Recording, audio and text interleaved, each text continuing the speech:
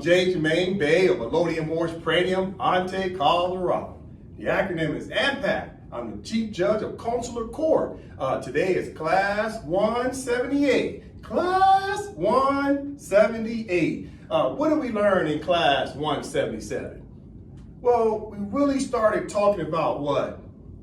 Repatriation, right? Repatriation is a very important word to the Moors.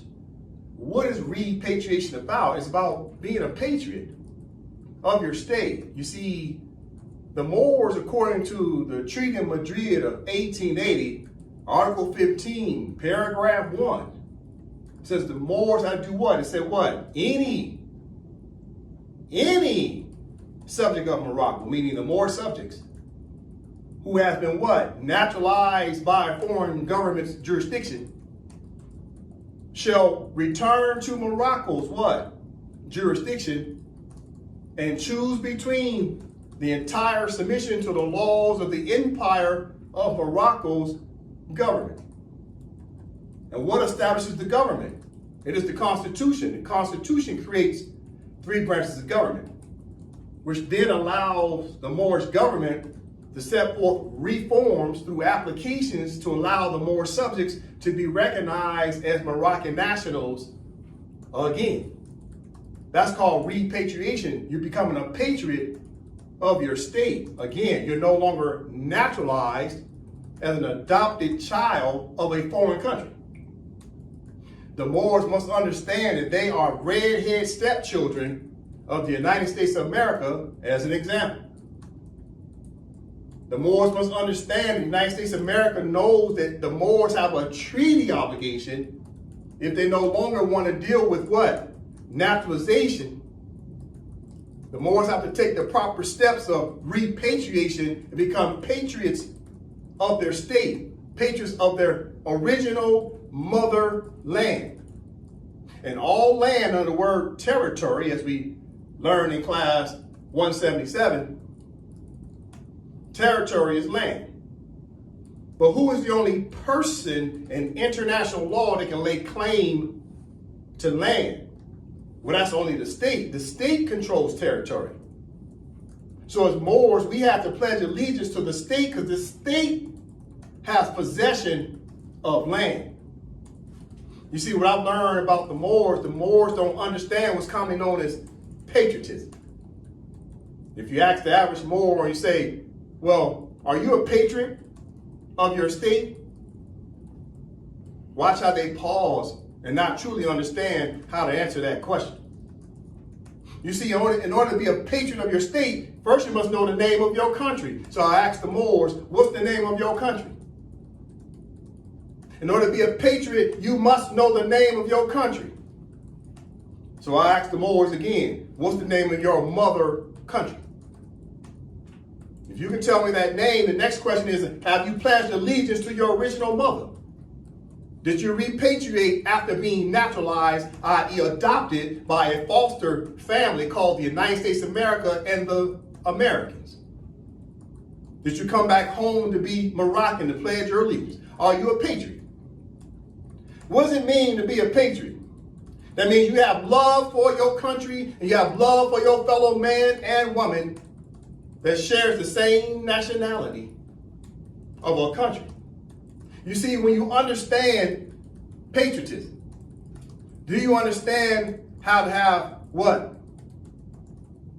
Color code and military alliance, personal alliance, state alliance to your country flag. You see, in the military, they learn how to salute the flag. This is why they tell people when you go to sports arenas, they say, stand up for the national anthem to salute the flag. So when I talk to my fellow Moors, I say, what flag are you saluting? Are you saluting the flag of the Kingdom of Morocco? Because the Kingdom of Morocco is not your mother flag. The Kingdom of Morocco's flag belongs to the Arabs after the year 1956 when it became the Kingdom of Morocco. So every time you're saluting the Kingdom of Morocco's flag, you're saluting a flag that does not recognize none of the Moors. show me in the Kingdom of Morocco's constitution anywhere it says the word Moor or Moorish government. It does not. However, the Moors had to do what? We had to emerge as a sovereign and independent state first through the people. So under patriotism, what do? You lock heels, right? You put your heels together. You do what? You stand at attention, put your feet together and stand at attention. You do what? You salute your flag. Watch this. Watch this. You salute your flag. It's called patriotism to your mother country, and your fellow man is also a Moroccan national. Is one flag, one seal, one constitution. That's it. We're one people, one organized dual society of Moroccans commonly known as Moors.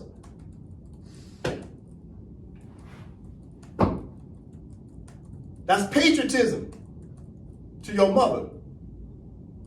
And then you got your political father, which is the office of the head of state.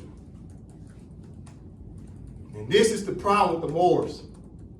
The Moors do not understand patriotism to your original mother, which is the Empire of Morocco. The Moors must understand patriotism. I cannot say that enough. Why am I saying that? Because the Europeans know that the Moors have procrastinated. You see, if the Moors practice patriotism to the Empire of Morocco, you know what the Moors are then doing? They're self-governing. The Moors are then governing amongst themselves. They're holding each other accountable and responsible to the laws of the Empire of Morocco. The reason why the Moors do not want to pledge their allegiance to the Empire of Morocco is because Moors don't want to come under anybody's governance. They don't want the white man, black man, or the Moroccan to tell them what to do underneath a government of an organized dual society. I'll give you an example. About 4 weeks ago, I'll share this story with the Moors because it's very sad to me. There was a Moorish American that reached out to me seeking help. It was a sister, but the sister was a Moorish American, and her boyfriend was a Moorish American. Unfortunately, that sister was facing 40 years in jail in Mississippi, her and her boyfriend. But see, what a lot of people don't know is that that same sister who called me and her daughter, they came around AMPAC around 2 years ago, and I told them, say, look, you're not Moorish Americans, you're Moroccans. You have to pledge your allegiance and start the due process of understanding that you're Moorish subjects who need to be Moroccans again. You got to pledge your allegiance. I told them this 2 years ago. And they chose to continue to be Moorish Americans. On top of that, the boyfriend decided to do what? He was a convicted felon, run around with firearms and illicit drugs. He had narcotics. So they got caught up on a traffic violation. Run around with Moorish American tags on the car that they got from some MAC, the Moorish American consulate, which is fictitious, patently frivolous packages. It's a Moorish American consulate the MAC is selling. It's all fraud. But the couple got caught up under what? Probable cause. Why did the cop pull them over? They saw the fictitious tags. AA 222-141, the MAC, the whole Moorish American scheme on the tag. Guess what AA 222-141 means? That's an inmate number. Because guess what? That young lady, her boyfriend, and the children got caught up because of probable cause. The cop pulled them over. And after that, he got reasonable suspicion to search the vehicle. He found the narcotics. He found the guns. Plus everybody had fictitious ID, called themselves Bays, Owls, Alis, and everything else you can think of because they had nationality cards from Army Bay publications. The young lady and her boyfriend, as Moorish Americans, were facing 40 years. Mississippi offered them 7-year what? Plea. They didn't take the plea. Guess what? The young lady got 40 years in jail. Probably on something that really should only been 5 years. What's my point? The several Union states are sick and tired of Moorish Americans. And I know Moors are sensitive, but I'm keeping it real because I have the proof. I have the evidence.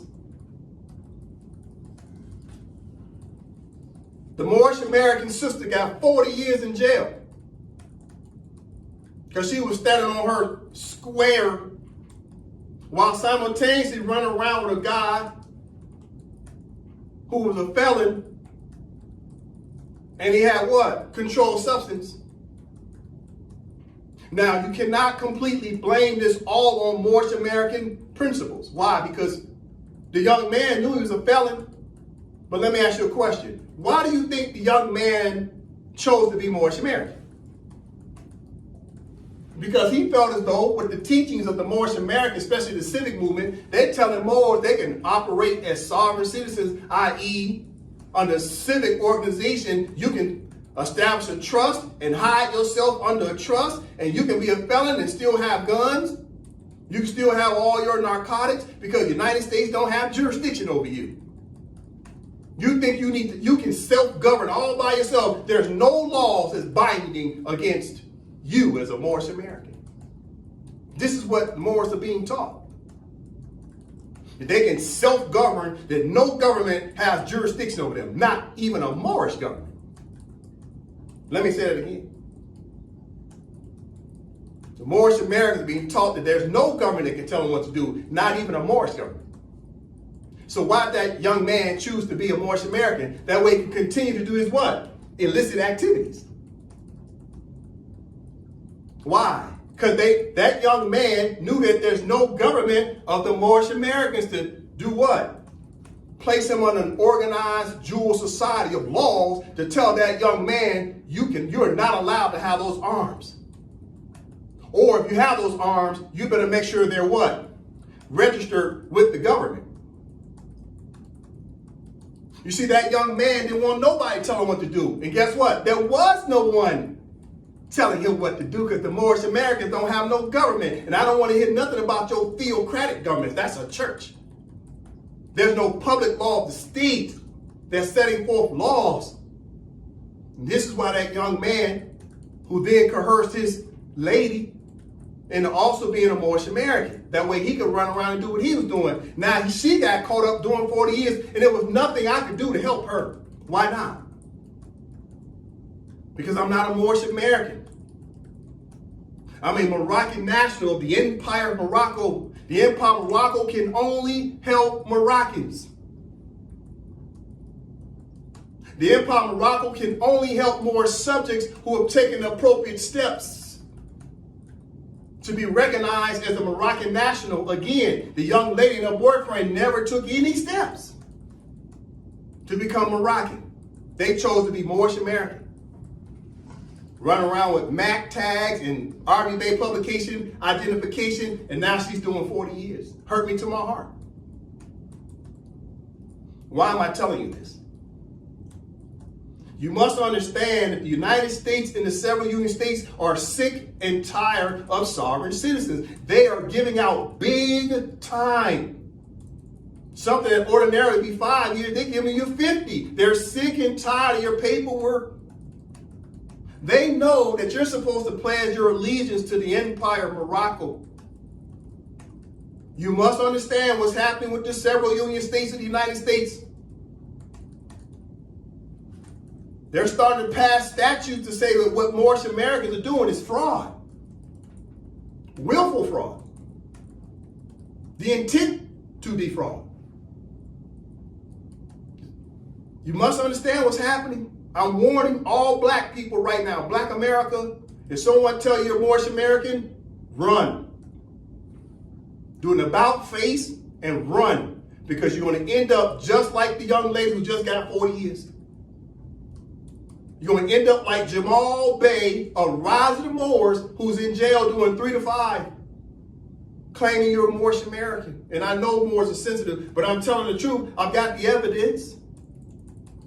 Moors have been going to jail by the thousands, all because they won't repatriate. Now, what's another reason why they haven't repatriated? There's a lot of Moors that don't even know about the content of their treaties and the obligations of the international law. It's because they so-called master teachers are not teaching them. How can you have a New Year's resolution to repatriate back to the state if no one's teaching you about your obligations to repatriate? Therefore, education was very important in our community, but Moors are being miseducated. It's just propaganda that's being taught to Moors. I can prove it every day of the week. This is why the so-called master teachers never challenge me, because they know I'm going to expose them for lying to the Moors, because all they're doing is selling packages, frivolous packages to Moors. So in class 177, it's very important to understand that when we started talking about the Western Sahara case that happened at the ICJ, the advisory opinion of 1975, why did the Kingdom of Morocco and the King of the Kingdom of Morocco lose in the advisory opinion? Why was the King and the King of Morocco not successful in their claim over the Western Sahara as a territory? It's because it's the wrong party name. King of Morocco could not lay claim to territories. King of Morocco was a brand new name on planet Earth after 1956. Listen to me. The word Moorish American is also a brand new name on planet Earth. It wasn't established until what? 1928. Moorish Science Temple of America. It's a brand new name on planet Earth. It's the wrong party name to make claims to Empire of Morocco, because Moors are Moroccans. Moors are not Americans. If you are American, it's only because you was naturalized. If you was naturalized, that means you used to have a different nationality other than American. So the King of Morocco lost in the case, and this is why Moorish Americans keep losing in cases. Wrong party name. You can't make claims to territorial sovereignty. You can't lay claims to treaties. You can't lay claims to human rights or consular relations, because Moors keep talking about consular notification and access. How are you standing there talking about you're American as a Moor wearing a fez saying you're American, while telling American citizens you're entitled to consular relations? Consular relations, foreign affairs between two separate nationalities. You're American, telling another American you're entitled to foreign affairs protections. That's like Mexicans in Mexico, Mexican nationals telling other Mexican nationals they're entitled to consular relations because the Mexican police pulled over a Mexican national. And the Mexican national saying, I'm entitled to consular relations. Consular relations is for foreign affairs between two separate countries and two separate nationalities. The Moors have been miseducated. And this is why you're going to jail by the thousands. I stand here as your fellow Moor. I stand here as your friend. I stand here as your family. I stand here as your colleague. I stand here as your constituent. I stand here to tell my truth, because the truth shall set you free. The Moors must understand this. AMPAC Study Session is an educational platform to teach Moors their rights. But if you're not interested in your rights because you suffer from cognitive dissonance, then at the very least, stop blaming white people, all because you won't take accountability for your own actions, because you continue to intentionally ignore your responsibilities to pledge your allegiance to Empire of Morocco and come under the jurisdiction of the Empire of Morocco. But jurisdiction means justice. And there lies the problem. The Moors don't want justice. The Moors want to be rogue. Let's get to the class. As the Moors know, I always open up the Constitution. The Constitution is paramount. This right here is the Constitution of Empire of Morocco. It was signed by the Sultan on June 3rd, 2024, putting into full force and effect. It has 106 articles. That's just the cover page, right? All right. There's the flag of the Empire of Morocco, the seal of the Empire of Morocco as a country. And if you want to learn more, you go to the website, you go to eomgov.com, all right? Now, obviously, all the Moors will need an internal constitution that comes under the umbrella of the Empire of Morocco's constitution, right? So your mother, our mother, is the Empire of Morocco. That's our original country. That's our mother.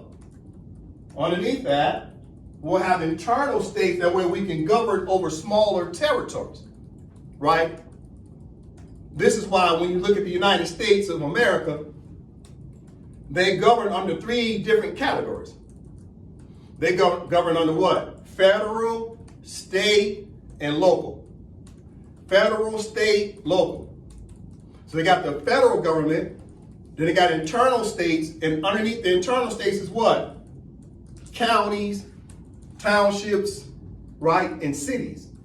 It's just different layers of governance, getting it down to its smallest common denominator, because most politics happen at the local level on up, you see? So the Empire of Morocco is no different. We needed a government for the Empire of Morocco, and we also needed governments of the smaller territories. Let's continue. So for the Moors in class 177, I kept talking about, okay, what is your New Year's resolution? Are you going to finally pledge your allegiance to the Empire of Morocco? Because you should understand by now that the word Moor, right, this is etymology online dictionary. You type in the word Morocco, you see the word Moor is related to Moroccan. So Moors are Moroccans. Moors are not Americans. You're Moroccans of what country? You're Moroccans of Morocco, the empire, the original country that has original subject matter jurisdiction. That's the original sovereign and independent state. You see? The whole world knows this about Morocco. All right, so Morocco is for who? Moors. And Moors, short title for what? Moroccan. That should be your New Year's resolution as I'm recording this today, December the 18th, 2025. We're coming to the end of the year. We only have about 13 calendar days left in this month before New Year's Eve. We're going into 2026. So we got about 13 days, it's about 13 calendar days, or should I say moon days, right? Talking about the rotation of the moon. So what is the Moors' New Year's resolution? What are the Moors' New Year's resolution? Are you going to be Moroccans or not? Listen, what do I have up here? Now I'm talking to black people. Black people, this is etymology online. You can look this up. Look up the word Negro. Now follow me. You see how that's in red? I'm talking to black Moors, black people.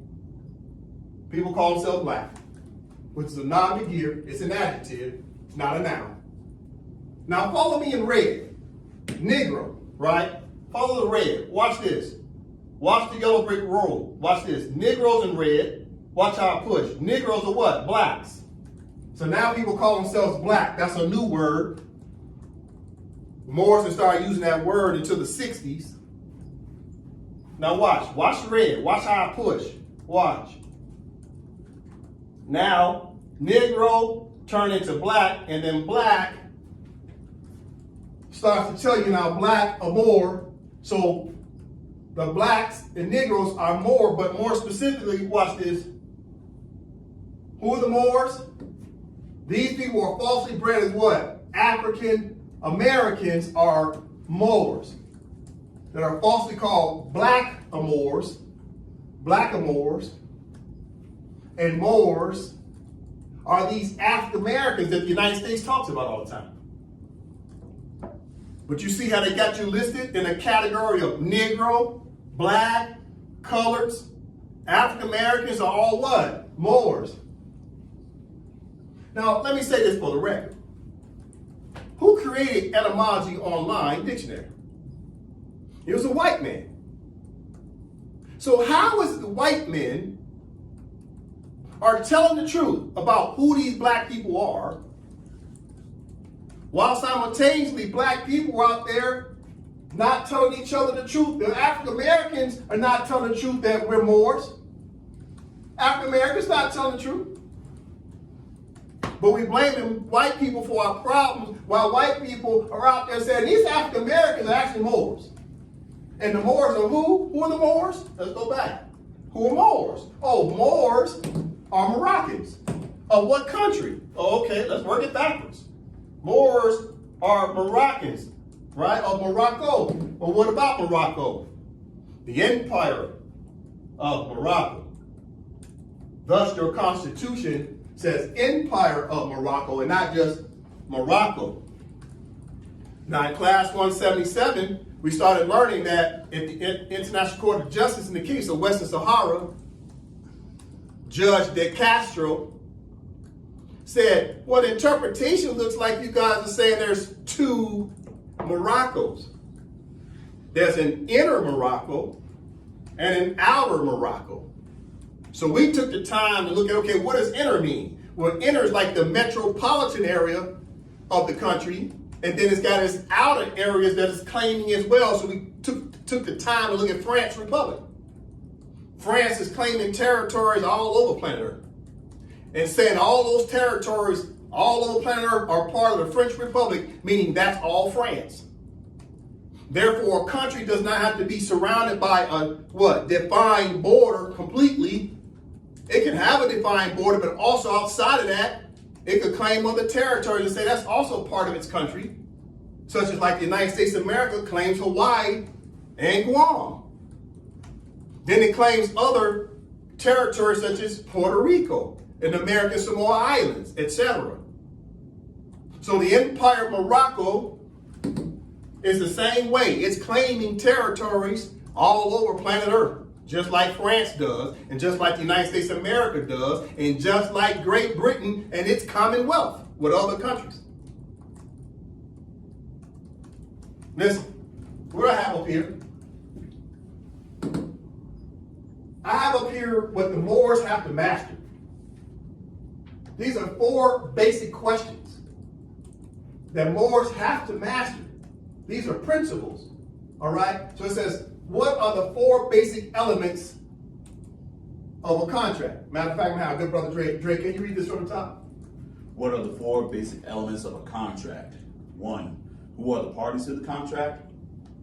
2, who is superior and who is inferior in the contract? 3, what are the terms and conditions of the contract? And 4, how do you enforce the contract? All right, so it says, these are the 4 basic, and I do mean basic elements of understanding contract law. If you don't understand contract law, you will fail every time. So I've condensed it down to 4 questions, 4 basic questions. If you can just master these 4 basic questions, it'll get you going in the right direction. So why are the Moors failing? Why are Negroes, blacks, and coloreds failing? Why did the kingdom of Morocco and the king of the kingdom of Morocco fail in the case of Western Sahara? Why have Moorish Americans failed? Why have the Hebrew Israelites failed? Why have the Puerto Ricans failed? Why have the Indians failed? Because people don't understand contract law. Here's 4 basic elements. First things first. Who are the parties to the contract? This is where Moors falter every time. They lose right out of the gate. Well, first of all, you have to know what the contract says. The contract tells you who the parties are at the beginning of the contract. You read any contract, it always talks about the parties first. It has a title up front, up the top. There's always a title at the top. The next paragraph will tell you the parties. It always starts off like that. Always. So the Moors have failed at who are the parties. The Moors never understood their party name in the contract. What contract? The treaties. But the Europeans have always known your name in the contracts. That's why they keep changing your name. The Europeans are masters at changing the name of people who have claims to territories. They'll change your name, or they just simply try to remove you from the territory. This is what immigration is all about these days. They keep talking about illegal immigrants. Europeans and the United States is so-called putting immigrants out. The audacity. Why are they trying to put immigrants out? Because immigrants represent a population of people who are original people of the lands. Lands, plural. But if you put the people out, how can those people make a claim to their own land if they're not there anymore? You see? So the whole game is either change your name and then let you stay, because now you don't have a proper claim because you don't know your proper name in the contract, or they just remove you from the territory and send you elsewhere like Iberia.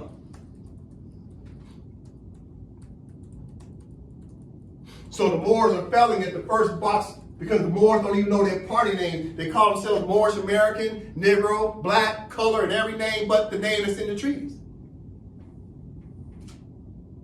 What's the second one? Who is superior and who is inferior in the contract? And there lies the problem the Europeans have with the Moors. The Europeans know that the Moors are superior in the contracts, and the Europeans are inferior in the contracts. What contracts? The treaties. This whole argument is about treaty enforcement. Why? Because the language in a treaty is the supreme law of any land on planet Earth. Nothing supersedes treaty language. And therefore, the Europeans know that they are what? Inferior in the treaties, and the Moors of the Moroccan nationality are superior.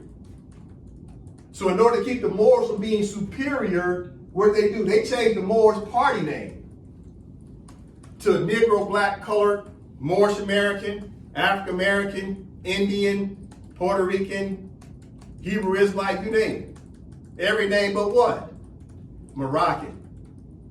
So as soon as they changed the Moors' name, the Europeans became what? The Europeans became superior.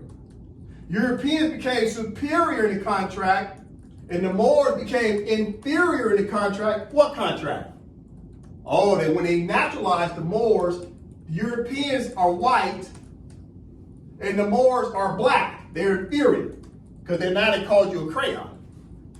So in the crayon game, who's superior? White crayon is superior over the inferior black and brown crayon. Are you catching what I'm saying?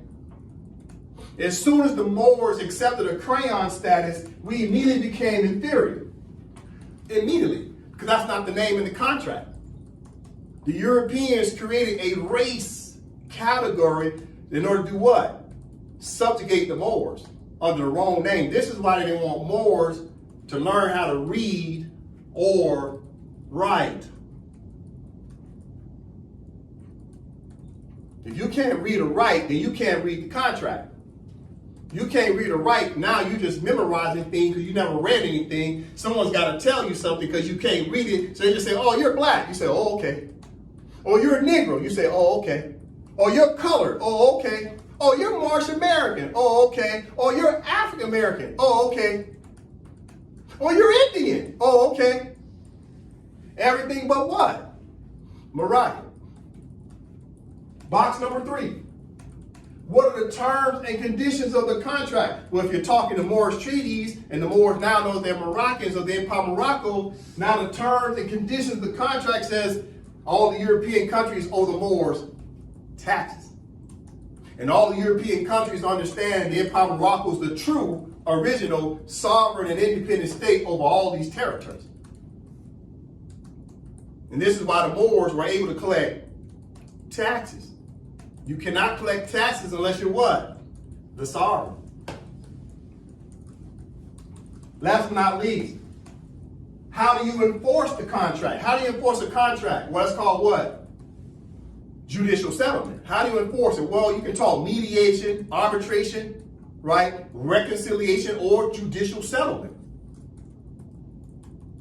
Well, if you're talking judicial settlement, who has subject matter jurisdiction to be the appropriate venue, i.e. the appropriate court? Where's the true sovereign? Which would be what? The Empire of Morocco can enforce the contract through what? Consular court. Because the Europeans all recognize the consular court as having subject matter jurisdiction. More specifically, ipso jure, subject matter jurisdiction over any dispute between a Moor and a citizen of a foreign country, or more specifically, over a citizen of the 12 signatory powers, which are European countries. So down here, Europeans had to change your name in the contract because you weren't able to enforce the contract through a Moorish court with a Moor sitting there as the judge.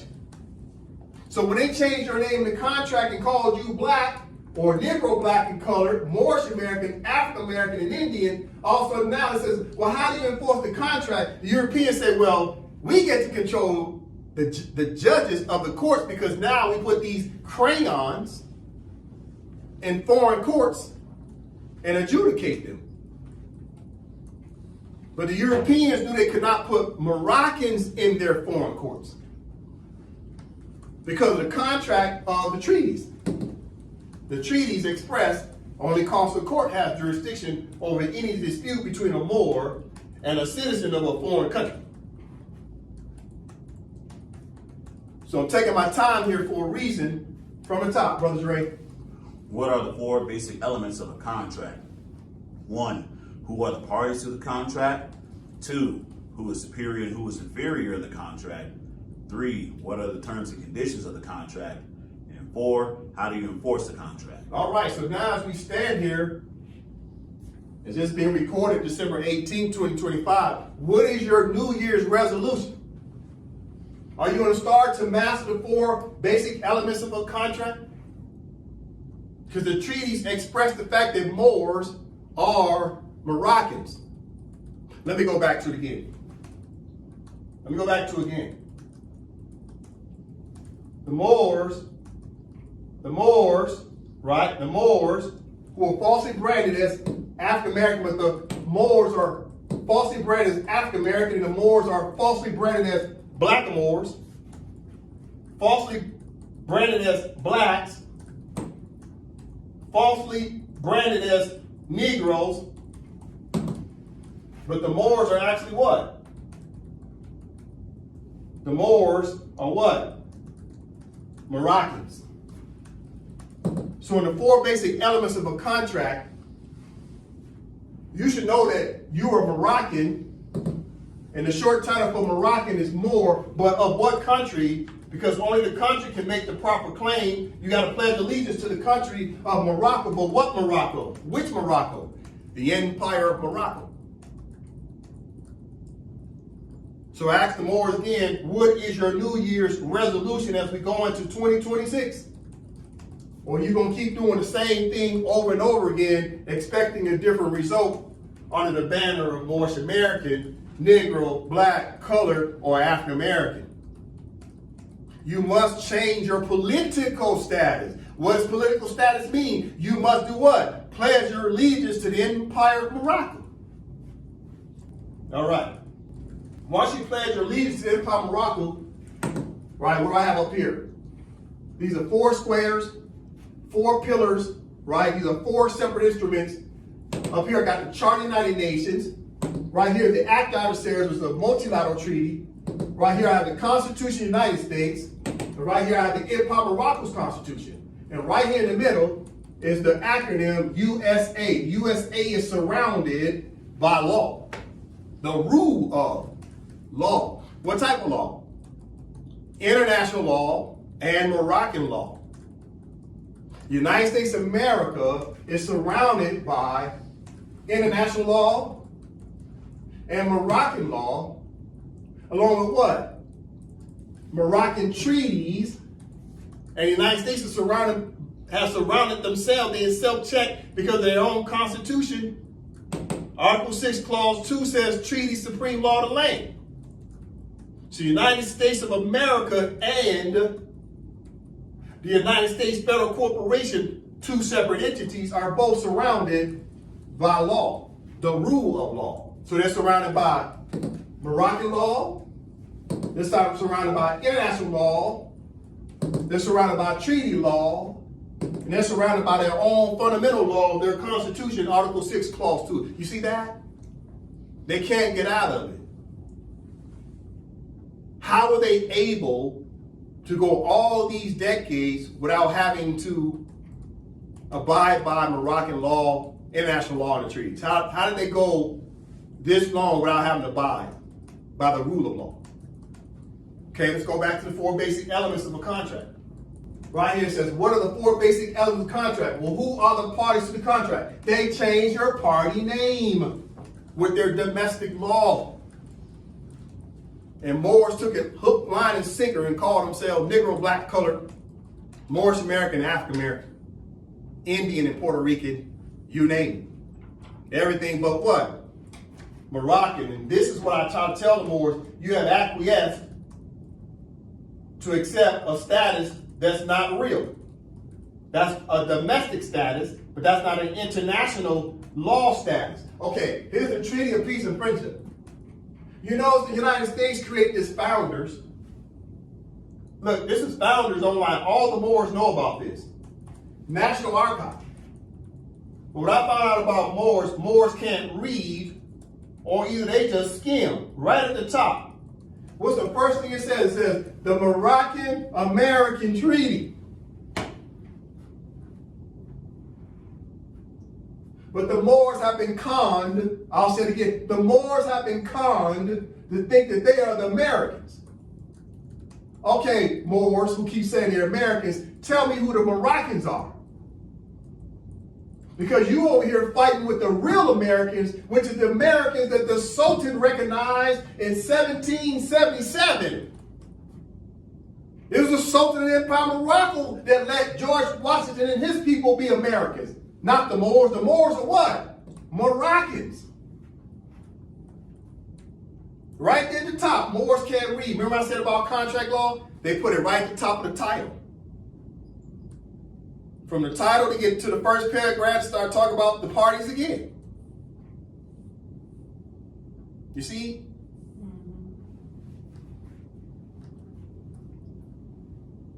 So the Moors, M-O-R, Moors are Moroccans.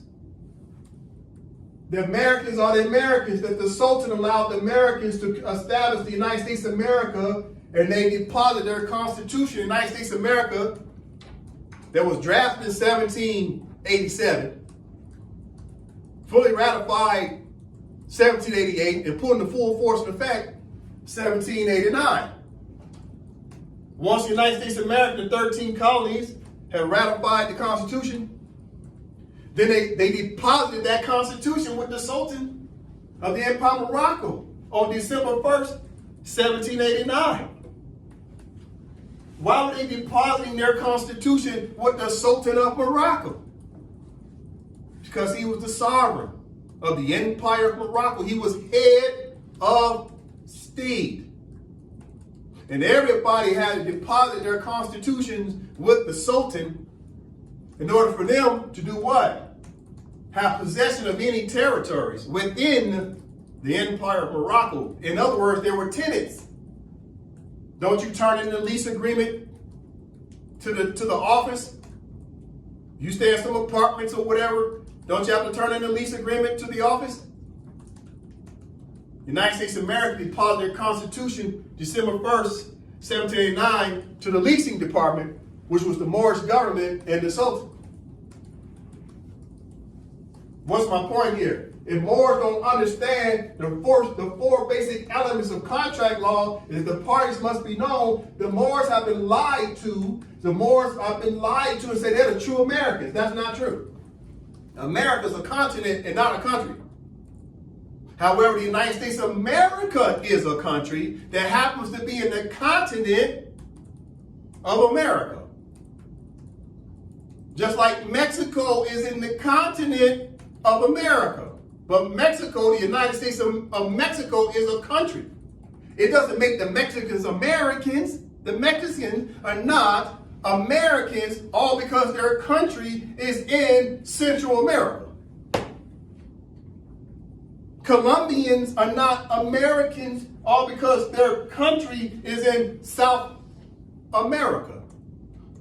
Chileans of Chile are not Americans all because Chile is in the continent of South America. Moors are not Americans because they're in the continent of America. Moors became Americans because they were naturalized by the United States of America, which is a country in the continent of America. However, the territory on the time immemorial, and according to treaty relations, the land, the true original sovereign, is the Empire of Morocco before there was ever a United States of America or Canada, etc. I don't know why Moors are not being taught this. This is really simple. This is basic geography. This is fundamental information that a third grader should be learning, but Moors keep saying they're the Americans. Then tell me who's the Moroccans. So you know what they say? Oh, I'm an Al-Moroccan Moorish American. So you're both parties. You're the Moroccan and the American in the same treaty? You sit on both sides of the table. You're the Al-Moroccan over here on the side of the table, and this side of the table, you're the American too. Think about what I'm saying right now. The treaty is bilateral. That means two separate parties. You say you're the American sitting on this side of the table, simultaneously you're the Moroccan too? The foolishness.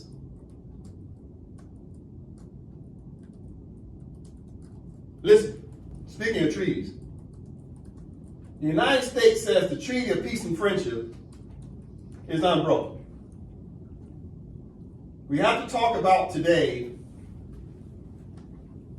as we continue to decolonize, as we continue to understand how to make a proper claim to the territories through the Empire of Morocco as the sovereign independent state, we must understand the United Nations expects the Empire of Morocco as a country and its government to be at varying stages of advancement to do what? Self-govern. What does self-govern mean? It means all three branches of government are working in unison.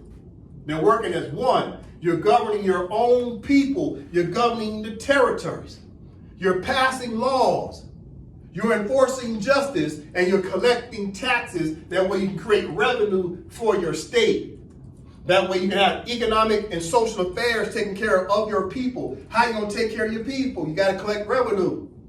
Imports, exports, etc. So today we'll talk about the treaty enforcement, and we'll finish up by talking about the Western Sahara case, because I told the Moors in the last class 177, that we pick up the class again. We will talk about the Western Sahara today. But first, let's talk about treaties, because I'm talking about the four basic elements of a contract. The four basic elements of contracts is first, the parties must be known. Who's the first party in law? The state. The state is the first party. Okay, tell me the name of your country. Who are you pledging allegiance to? Who are you saluting? What flag do you salute? What seal? What nationality? Are you a patriot of what country? Are you a Moroccan national or not? Because there ain't no such thing as halfway crooks. Either you're Moroccan or you're not. But how do you become Moroccan? Well, you got to be recognized by the Empire of Morocco's government through application. Listen, we're talking treaty of peace and friendship for who? Moroccans and Americans, right? Aren't those the parties? Moroccans and Americans. Moroccans of what country? Empire of Morocco. The Americans of what country? United States of America.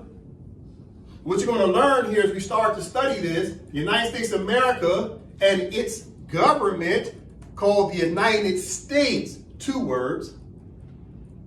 The municipal government, the municipal organization, commonly known as the federal government, operates on behalf of the United States of America, which is the true government, or should I say the true country.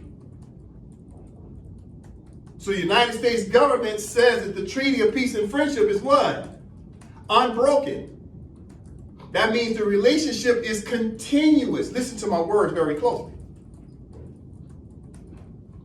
The United States federal government says the Treaty of Peace and Friendship that was signed in 1786 by the Sultan, and I want to say it was one of the United States representatives, signed on June 28, 1786. And then the treaty was fully ratified by the United States in 1787. I think it was January 1787. And this is why the United States says, well, the treaty is 1787. Why are they saying 1787? They're looking at the date of ratification. But they know that the Sultan and their ministers plenipotentiary signed the treaty in good faith in June of 1786. So sometime you see the Treaty of Peace and Friendship, 1786 was when the Sultan signed it, you see. But the United States says the treaty is continuous. As soon as they say it's unbroken, that means it's continuous. That means the United States of America and the United States still recognize the Empire of Morocco as the proper party name on the contract. You see? Okay. All right. So I went to DeepSeek, right? This is a DeepSeek. Just to give a brief, right? A brief explanation.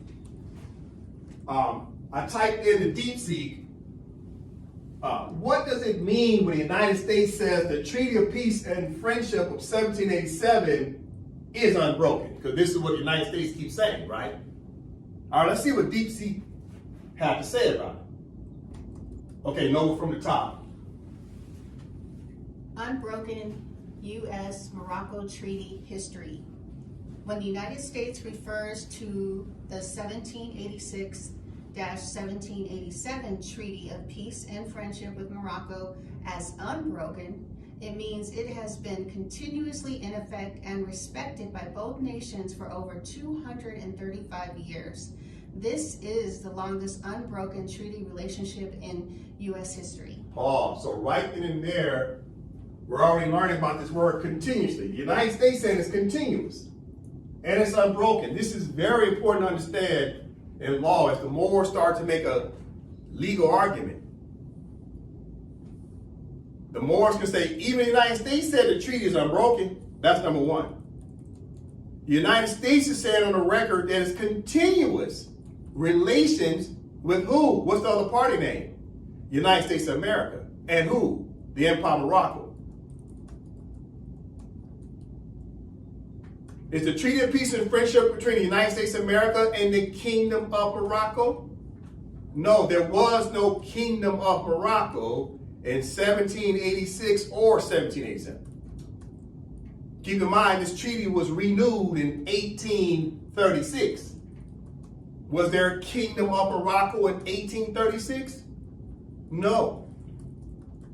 So it's expressed and implied that the United States of America is referring to the Empire of Morocco. Always remember that. The parties must be known. Okay, no, from the top. When the United States refers to the 1786-1787 Treaty of Peace and Friendship with Morocco as unbroken, it means it has been continuously in effect and respected by both nations for over 235 years. This is the longest unbroken treaty relationship in U.S. history. The treaty's unbroken status highlights several key facts. Aspect, what it means. Duration, signed in 1786, ratified by the United States in 1787, and officially renewed in 1836. It has never been violated or nullified by either party. So right here, the United States is saying that the treaty has never been violated or nullified by either party. So let's say the United States of America wanted to terminate the treaty. let's say in the year 2025 or 2026. According to the treaty, Article 25 of the Treaty of Peace and Friendship of 1836 says that one of the parties has to petition the other party to give them notice of termination. So the United States says the treaty is unbroken and is continuous, then the United States federal government Secretary of State would have to give notice to who? The officials of the Empire of Morocco. Obviously, the treaty is unbroken because one of the parties was absent since 1956 up until the year 2023 because we did our Declaration of Independence in 2024 and reinstated the Moorish government and the Sultan in 2024. So between the years of 1956 and 2023, if the United States wanted to terminate the treaties at any time, who were they supposed to give notification to if in fact there was no Sultan and there was no Moorish government of the Empire of Morocco? All the chairs were vacated. All the seats were vacated. So when they say, oh, the treaty is unbroken, well, duh, who are you going to give a notice of termination to?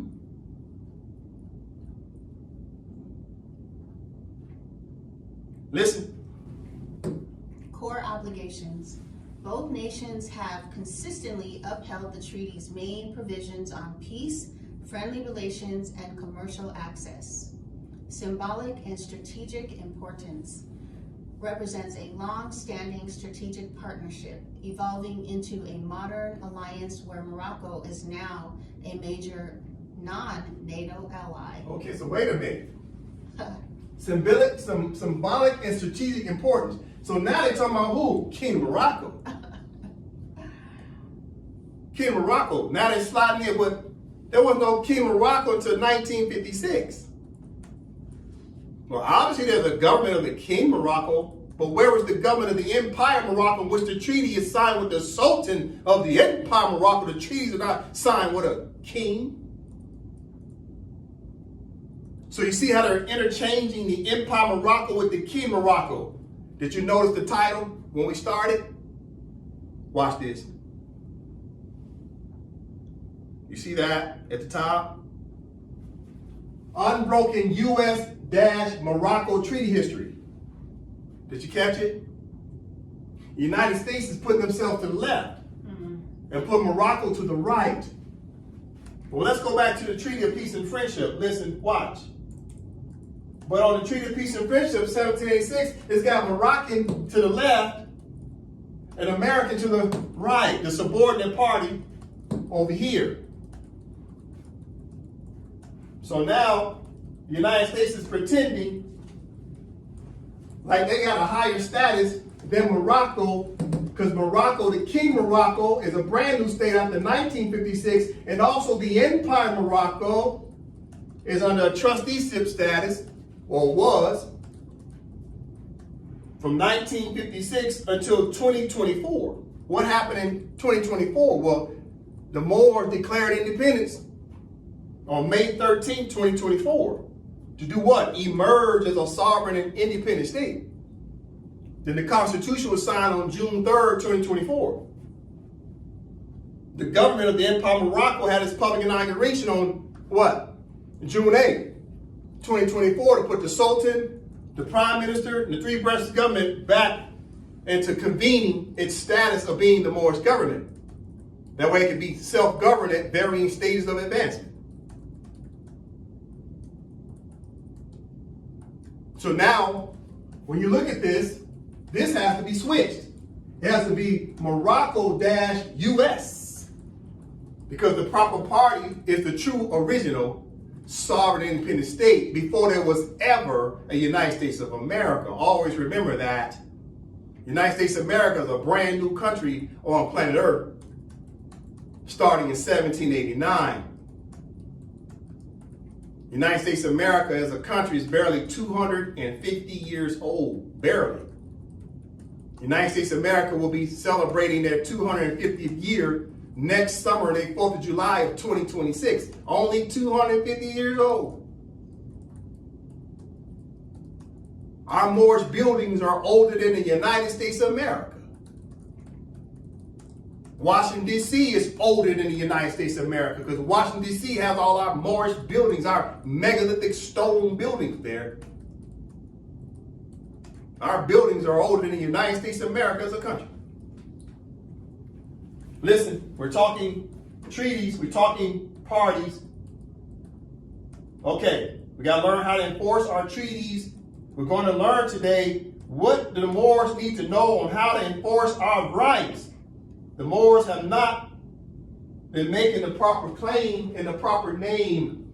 Okay, no from top. Context. The treaty's unbroken status in U.S. history.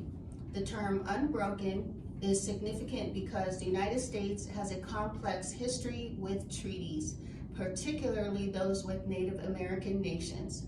Throughout the 19th and 20th centuries, hundreds of treaties with indigenous tribes were routinely broken by the United States government through seizure of land, forced removal, and failure to uphold agreed terms. This history of broken promises led to the Trail of Broken Treaties protest in 1972. In this context, the Moroccan treaties' endurance stands as a notable exception. So the Moroccan treaties stands as a notable exception that the United States of America never broke the treaties with the Moors. But they've broken treaties with who? Unfortunately, the Mongolians,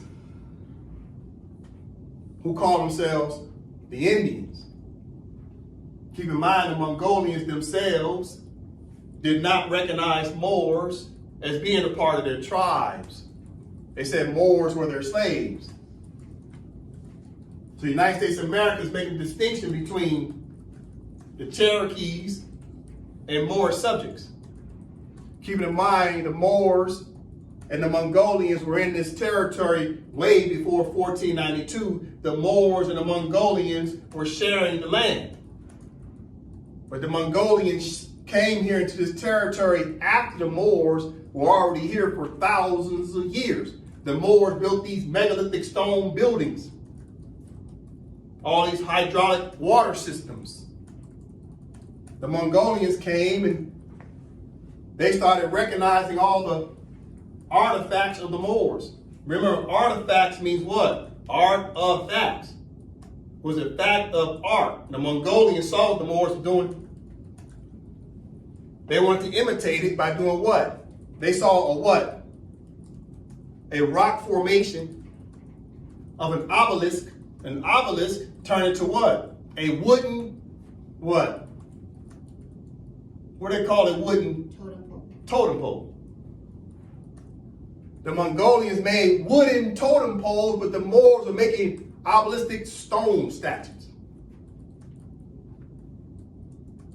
So you have to understand, a lot of people have adopted the Moors culture. And you understand that the Mongolians, who call themselves Indians, have never said they built the megalithic stone buildings that's commonly known as Capitol buildings. Listen. No. Key provisions of the 1786-1787 treaty. Mutual non-hostility. Neither nation will fight under the flag of the other's enemy. Safe passage and protection. Ships of each nation can access the other's ports for supplies and repairs and will be protected from enemies while in port. Most favored nation trade. American merchants were granted trade terms equal to those of the most favored nations trading with Morocco, such as Spain. Dispute resolution. Establishes peaceful methods for resolving disagreements, prioritizing diplomacy over immediate conflict. All right, so key provisions, especially on the dispute resolution, this is one of the most important.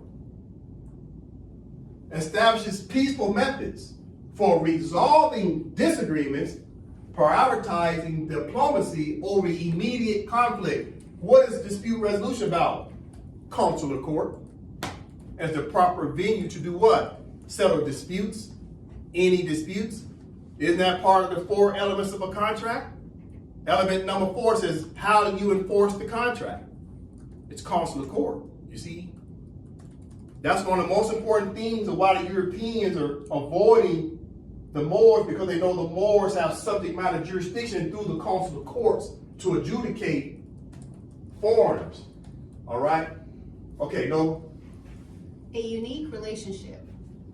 The treaty is unique not only for its longevity, but also because Morocco was one of the very first nations to recognize the newly independent United States in 1777, well before the treaty was even negotiated.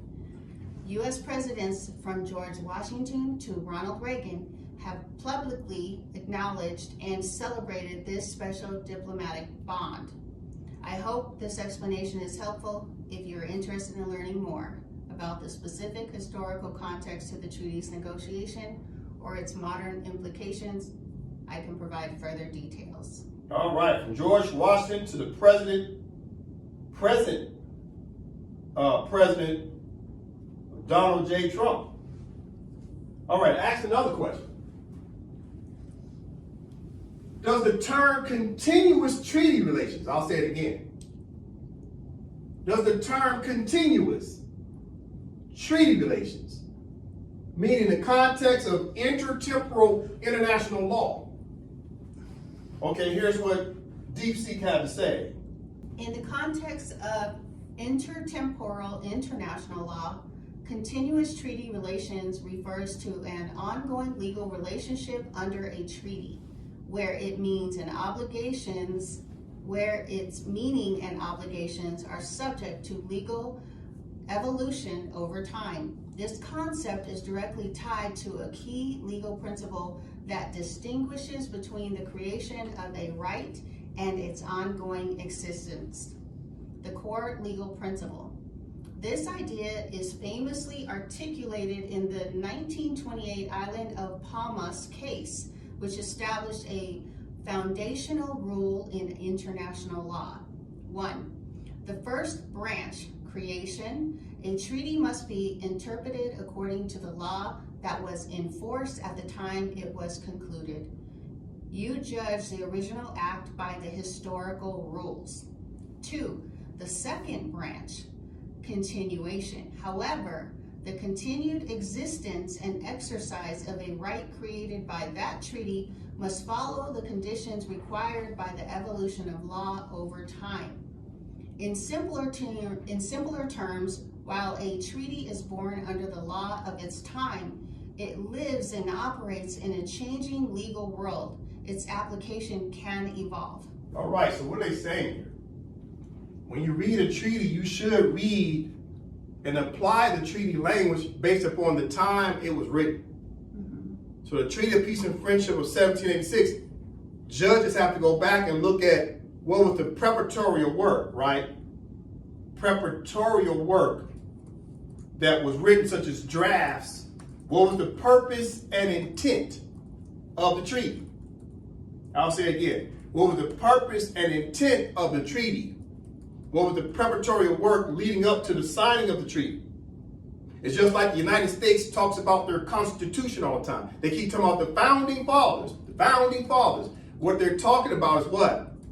They're going back to the purpose and intent of when the Constitution of 1787, 88, and then fully ratified and put into full force 1789, the Constitution of the United States of America of 1789, what was all that preparatory work in 1787? What did that draft look like before they fully ratified it in 1788?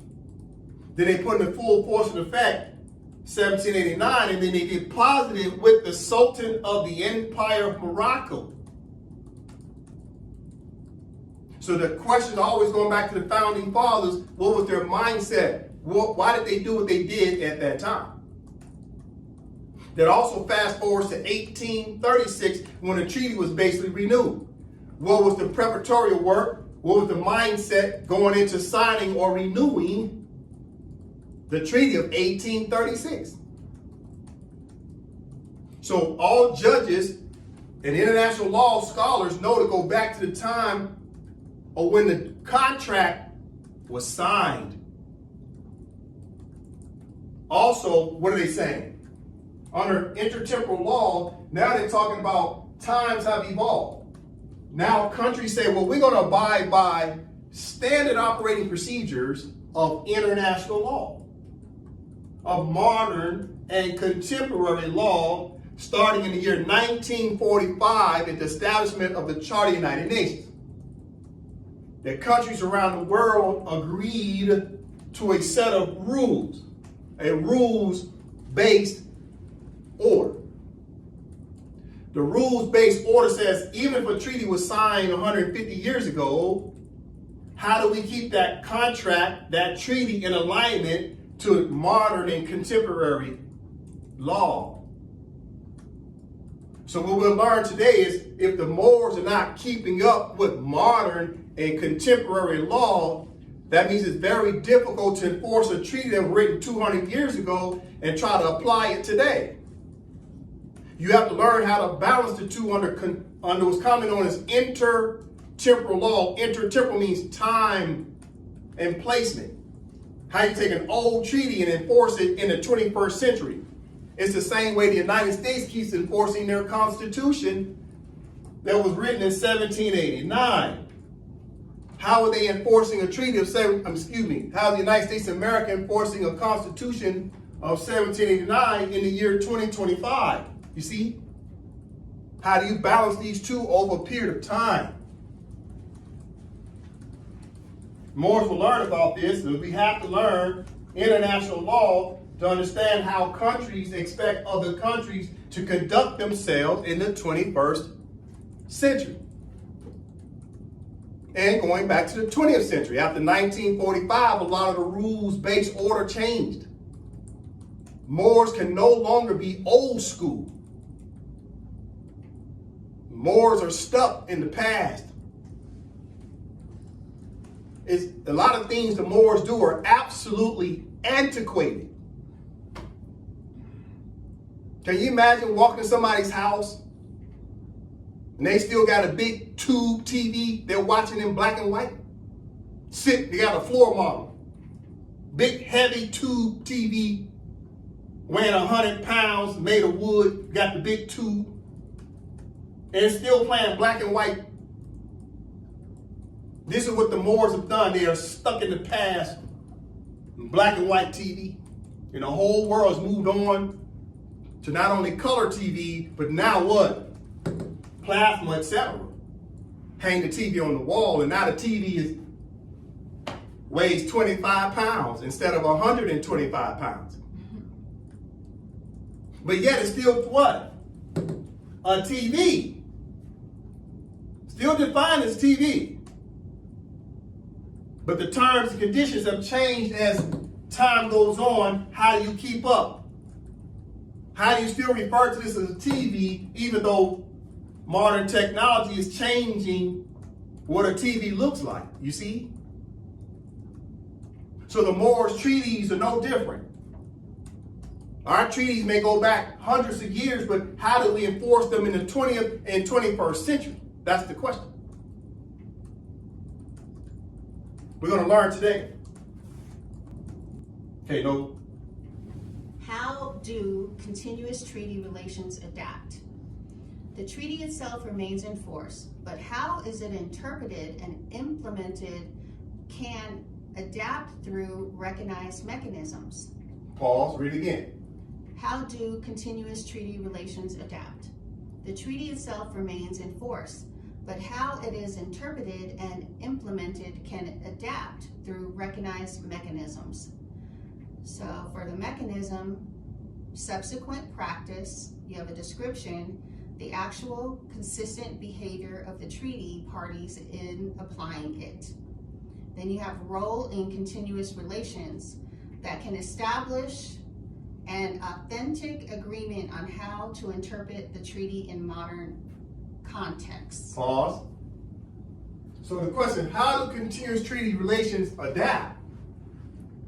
Well, the mechanisms, what are the mechanisms? How do you put it in full force and effect? What's the mechanism? What's the standard operating procedures. What are the steps? It says, well, subsequent what? Practice. That's a very important word in international law. Practice, meaning have the Moors been practicing the enforcement of their laws through the Empire of Morocco? Have the Moors been practicing law? You know how attorneys say they practice law? Doctors say they practice medicine? Meaning they're continuously doing this. So my question to the Moors, have the Moors been continuously practicing law through the Empire of Morocco's country? From the year 1956 up until the year 2023.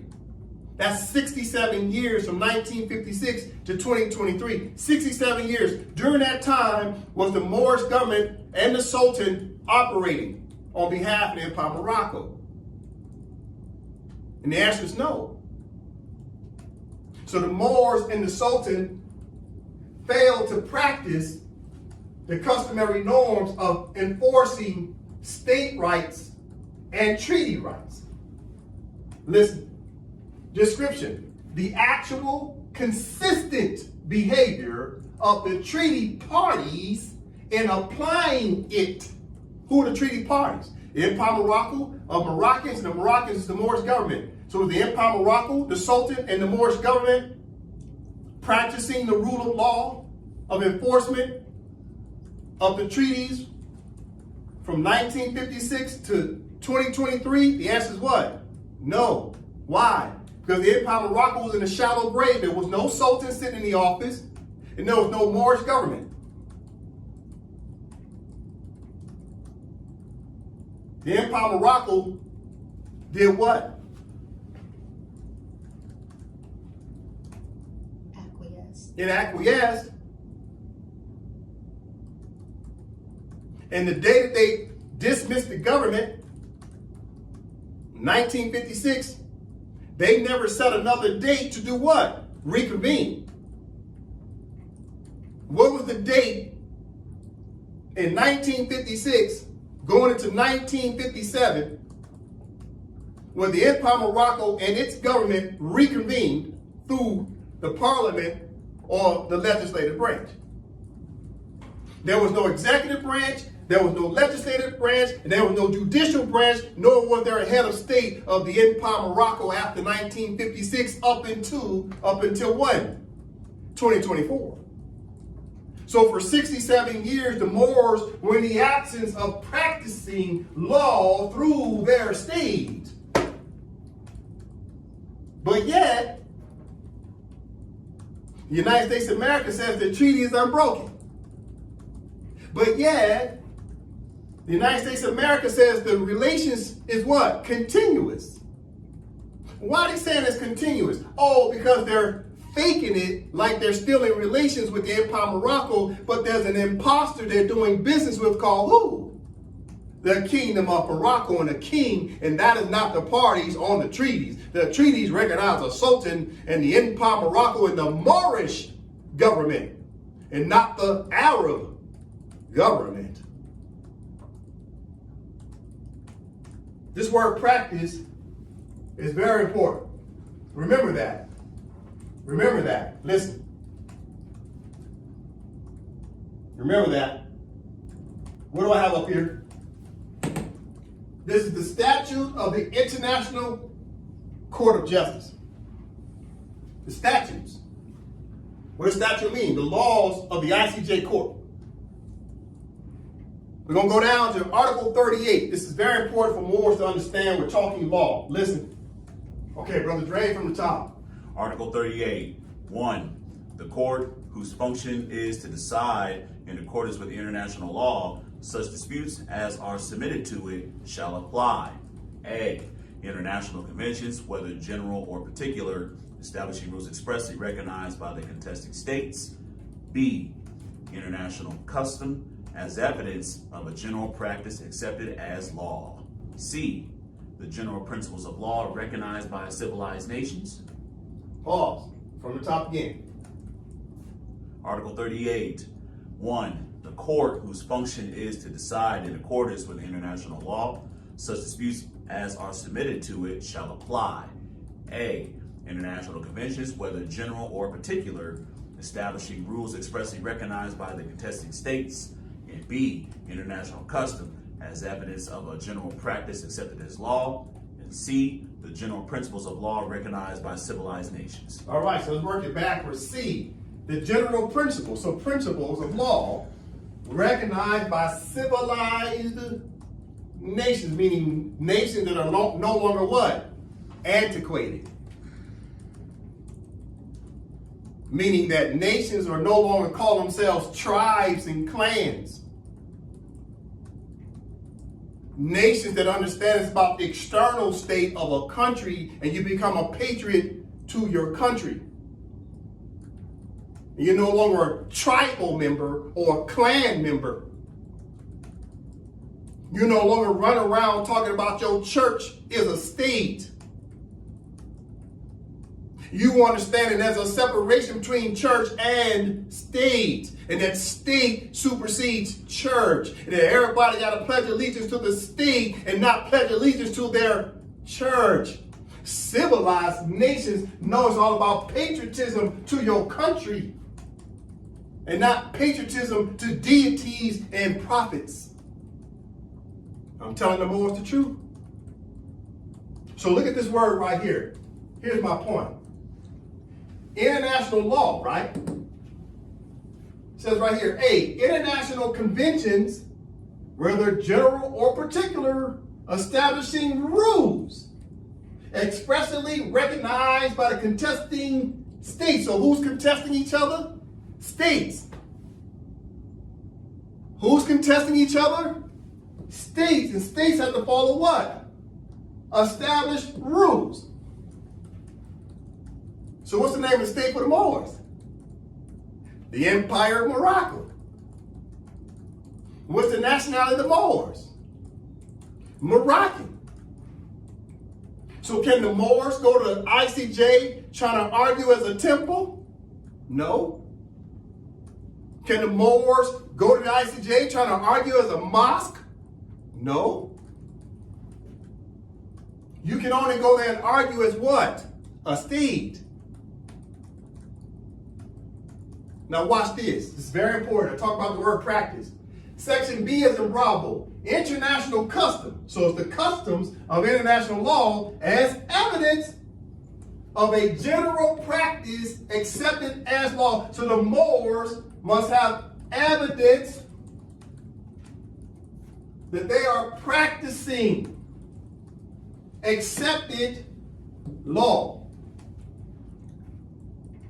Let me read it again. International custom is evidence of a general practice accepted as law. So Moors have to learn how to practice the general practice, right, that's accepted as law to recognize what? International law customs. And you must have evidence that you're at varying stages of advancement, that you need to understand that you are starting to do what? Self-govern through what? A state. So international law created what? A rules-based order that states have jurisdiction over territories. And it was the Moors' responsibility to adhere to the international customs to have the evidence that the Moors are practicing general law, meaning that you're governing. All countries have a government. And all countries are governing over a territory, and they're collecting what? Taxes. Through their government on behalf of what? The state. And this right here is why the Moors are faltering. Because Moors don't want to have nothing to do with the state, because Moors don't want to deal with what? Rules. You see that? This is the problem. Moors don't want to deal with what? The practice of law. This is the problem with the Moors. They want to be clans and tribes. They don't want to come under a rules-based order. And this is why we've been getting our butts kicked as a people, because the Europeans got smart. Europeans said, we're done with what? They're done with the religious order. No more theocratic governments. Tell the Pope to go sit down somewhere. Now they say, you know what? The Pope don't run nothing. We're not running these territories with religion anymore. It creates confusion. Then what did the Europeans do? They got rid of the monarchs too. We're done with these kings and queens. The people want a republic and vote in their head of state and officials. That way they can vote them in and vote them out. So they got rid of the religious-based order and got rid of the monarchy order and replaced it with the republic. That way they can vote in their elected officials. Have the Moors done that? No. The Moors are still running around here pledging allegiance to deities and prophets of a religious order, and the world has moved on to color TV, and the Moors are still stuck on black and white tube TV. Talking about they got the newest floor model. This is our problem. Why? Because Moors need to tell the truth. They don't want rules. They don't want law and order to govern each other. We need to tell the truth. But those days are over. The Moors will be governed because the Empire of Morocco is back. The Empire of Morocco has emerged as a sovereign, independent state. We're going through the varying stages of advancement to put all the Moors under one body contract called the Constitution of the Empire of Morocco, which has 3 branches of government: executive, legislative, and judicial branch. And Moors don't want a judicial branch. Moors don't want a legislative branch because that creates the laws that the judicial branch enforces. They don't want an executive branch because they don't want nobody to be head of state over them. This is the problem with the Moors. Oh, I'm studying the Moors and I'm studying the colonists. I'm studying both parties. This is what judges do. They look at both parties. They call what? Balls and strikes on both parties. So the United States, going back to deep sea, the United States right here on the deep sea says there must be a practice. There must be mechanisms to prove evidence of practice that the actual consent behavior of the treaty parties in applying it. So have the treaty parties been applying the treaty properly? No, because you can't apply a treaty unless you're the official that's been elected or appointed of what country? The Empire of Morocco. But we've been doing that now since the year 2024. So for 2 years, 2024 and 2025, the Empire of Morocco has been in the practice of enforcing what? The treaties as parties.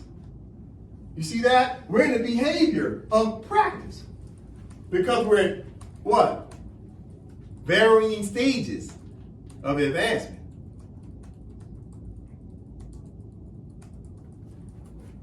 Practice is a very important word. Now, here's the next part. Nova. Evolving customary international law. New rules of customary law that develop and are accepted by the international community can fill gaps in the treaty or influence how its general terms are understood today. So modern and contemporary international law, especially after the year 1945 when the Charter of the United Nations and its several resolutions came out, they said, okay, how do we enforce treaties? This is why they came out what's commonly known as the Madrid Convention on the law of treaties of the year 1969. When you read it, it creates a rules-based order on how to enforce treaties, both ancient and modern treaties. How do you bring these things and enforce them in the 20th and 21st century of treaties that was written in the 1700s? You see, treaties that go all the way back to BC and AD. How do you do it? You must combine under intertemporal law the understanding how do you enforce something old along with some new laws. International law operates as a referee to call balls and strikes.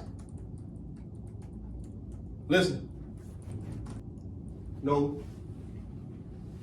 A related modern concept is the living instrument doctrine, which holds that some treaties, like human rights or environmental conventions, are designed to be interpreted in light of present-day conditions and values, making their continuous relations inherently dynamic. Applying the concept to the U.S.-Morocco Treaty. When the U.S. says its 1787 Treaty of Peace and Friendship with Morocco is unbroken, it is stating a historical fact of continuity. Neither party has terminated it. Intertemporal law adds that legal dimension of evolution to this continuity. For example, the treaty's core obligation of peace and friendship remains binding. However, specific applications like what constitutes legal trade, navigation rights, or dispute resolution are understood and implemented according to the modern framework of international law and diplomacy, not solely by 18th century standards. In short, continuous treaty relations means the legal bond persists, but its practical life is governed by an evolving legal order. The treaty's skeleton is old, but its living tissue is contemporary. See that? So the treaty is old, but it still lives. So you have to take old and contemporary laws and combine them in order to learn how to really enforce your treaties. But the first thing you have to do to enforce a treaty, you have to have a proper name under the 4 basic elements of a contract. What's the proper party name of the state? The Empire of Morocco. What's the proper nationality of the people? Moroccan. You see, those are the first basic steps. After that, you have to establish what? A government to be in the practice of enforcing laws of the 3 branches of government, executive, legislative, and judicial branch. Had to enforce the laws through the practice of law that's recognized by all countries on planet Earth. Listen, going back to the statutes of the International Court of Justice, okay, of the International Court of Justice, Article 38 about international law. International law acts as an umpire, a referee, to make sure the Moors understand that international law custom is evidence of a general practice accepted as law, so the Moors have to start to practice, and that's what the Empire of Morocco has been doing for 2 years. We've been in the practice of enforcing the customs as evidence. We have evidence for 2 years that the Empire of Morocco has been self-governing.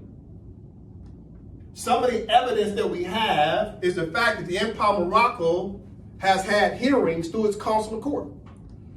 We have proof that we brought suits against some of the internal states of the United States through the consular court. We have the hearings. We have the dockets. We have the recorded videos. We have varying states of advancement of enforcing treaties against the United States and several United States. We also have a recording of the High Court of our Constitution, where the legislative branch of the House members, which are just women, brought a suit against the head of state to enforce Moroccan law against a fellow Moroccan. So we have a case that we can prove that we've been practicing law of both Moroccan law on Moroccan versus Moroccan dispute. And then we've got proof that we brought Moroccan law through our treaties through the consular court. So we can prove to the United Nations that we have been absolutely practicing law and enforcing law. Listen, what do I have up here? This is the Montevideo Convention on the Rights and Duties of States of the year 1933. We're using this as an example of what the Moors should understand of what's commonly known as the practice of law. What are the 4 basic or 5 basic things you need to even get started on the right path? Well, in the Treaty of Montevideo, Article 1, it tells you right off the top, there's 5 things you needed. In green are the 5. 1, 2, 3, 4, 5. Now, when you look up here, you see A, B, C, and D. That's 4, right? But that's not the case. In order for there to be an A, B, C, and D, there has to be what first? The state. So the state is first. So that's A, B, C, D, and E is 5 things you need and not 4. Okay, number from the top. Article 1. Article 1. The state, as a person of international law, should possess the following qualifications. A permanent population. B, a defined territory. C, government. And D, capacity to enter into relations with the other states. All right, so let's break that down for the Moors, because Moors have to be in the practice. We just learned that the ICJ, if we go to the ICJ to try to make legal arguments, the ICJ said, well, have you guys been in the practice of law? Are you operating through the Empire of Morocco? Are you passing bills into law? Are you enforcing your jurisdiction of laws on your fellow Moroccans? Are you enforcing the laws against foreign nationals? Have you been practicing law? You see, they have an obligation on Article 38 to examine that. Have you been governing? Okay. Based upon the Treaty of Montevideo of 1933, I gave a question and answer, and then we're going to break it down a little bit more. Brother Dre from the top. Question. Have the Moors, i.e. the Moor subjects, been in the general practice of international norms regarding the observation and application of customary relations between sovereign states or colonial administrative powers between the years 1956 to 2023? Pause. Read the question again. Question. Have the Moors, i.e. the Moor subjects, been in the general practice of international norms regarding the observation and application of customary relations between sovereign states or colonial administrative powers between the years 1956 to 2023? That's the question, right? Let me read the question again. Question. Have the Moors, i.e. the Moor subjects, been in the general practice of international norms regarding the observation and application of customary relations between the sovereign states or colonial administrative powers between the years 1956 to 2023? And the answer is no, because there was no government of the Empire of Morocco. That's the truth. The Moors failed to pledge their allegiance to the Empire of Morocco and to reinstate the Sultan and the Moorish government between the years of 1956 and 2023. Listen, what's the answer to the question? Answer? Answer, no. The Empire of Morocco, as a colonized, sovereign, and independent state, the Moroccan people and its Moroccan government was not in conformity with the general practice of international norms from 1956 to 2023, a total of 67 years, which prohibited the naturalized Moor subjects from being able to invoke their human rights, state rights, treaty rights, and consular relations or diplomatic relations as Moroccan nationals, because the naturalized Moor subjects failed to recognize the application of the treaty obligations of Madrid, Article 15, the mechanisms of Article 73 of the UN Charter, and the practice of self-governance through the executive, legislative, and judicial branches of the Moor state government of the Empire of Morocco. However, from 2024 to present day, the Declaration of Independence and the reconvening of the Moroccan Moorish government of the Empire of Morocco have set into motion the general practice of customary norms as recognized by our various stages of advancement of decolonization under Article 15 of the Madrid Convention, the EOM Constitution, Article 73 of the UN Charter, and UN Resolution 1514, etc. All right. So, this is important for the Moors to understand. I'll go through it quickly. What was the question again? Have the Moors, i.e. the Moor subjects, who are Moor subjects? Still the naturalized and colonized Moors who call themselves Americans, in which their true nationality is Moroccans. Question, have the Moors, i.e. the Moor subjects, been in the general practice of international norms regarding the observation and application. Are you applying the customary relations between sovereign states, not churches, not temples, states, or colonial administrative powers such as the United States of America acts as a trustee between the years of 1956 to 2023? Were the Moors operating the Moorish government through the Empire of Morocco and the Sultan between 1956 and 2023? That's the question, and the answer is what? No. The Empire of Morocco is a colonized, sovereign, and independent state. The Moroccan people and its Moroccan government was not in conformity with the general practice of international law norms from 1956 to 2023, a total of 67 years, which prohibited the naturalized Moorish subjects from being able to invoke their human rights, state rights, treaty rights, and consular relations or diplomatic relations as Moroccan nationals because the naturalized Moorish subjects failed to recognize the application of the treaty obligations of Madrid, Article 15, the mechanisms of Article 73 of the Charter of the United Nations, and the practice of self-governance through the executive, legislative, and judicial branches of the Moorish state government, not the Moorish church government, not the Moorish temple government, the Moorish state government of what? Of the Empire of Morocco. The parties must be known. The Empire of Morocco is a state. However,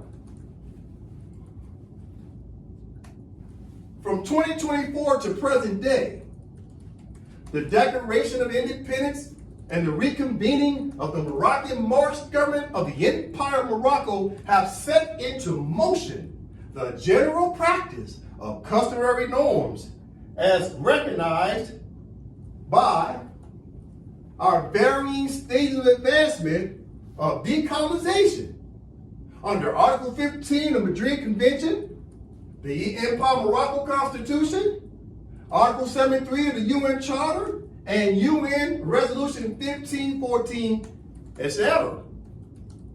We're now practicing law. What law? International law, Moroccan law, and treaty law. We're practicing all these things, you see? Listen, Brother Dre, from the top.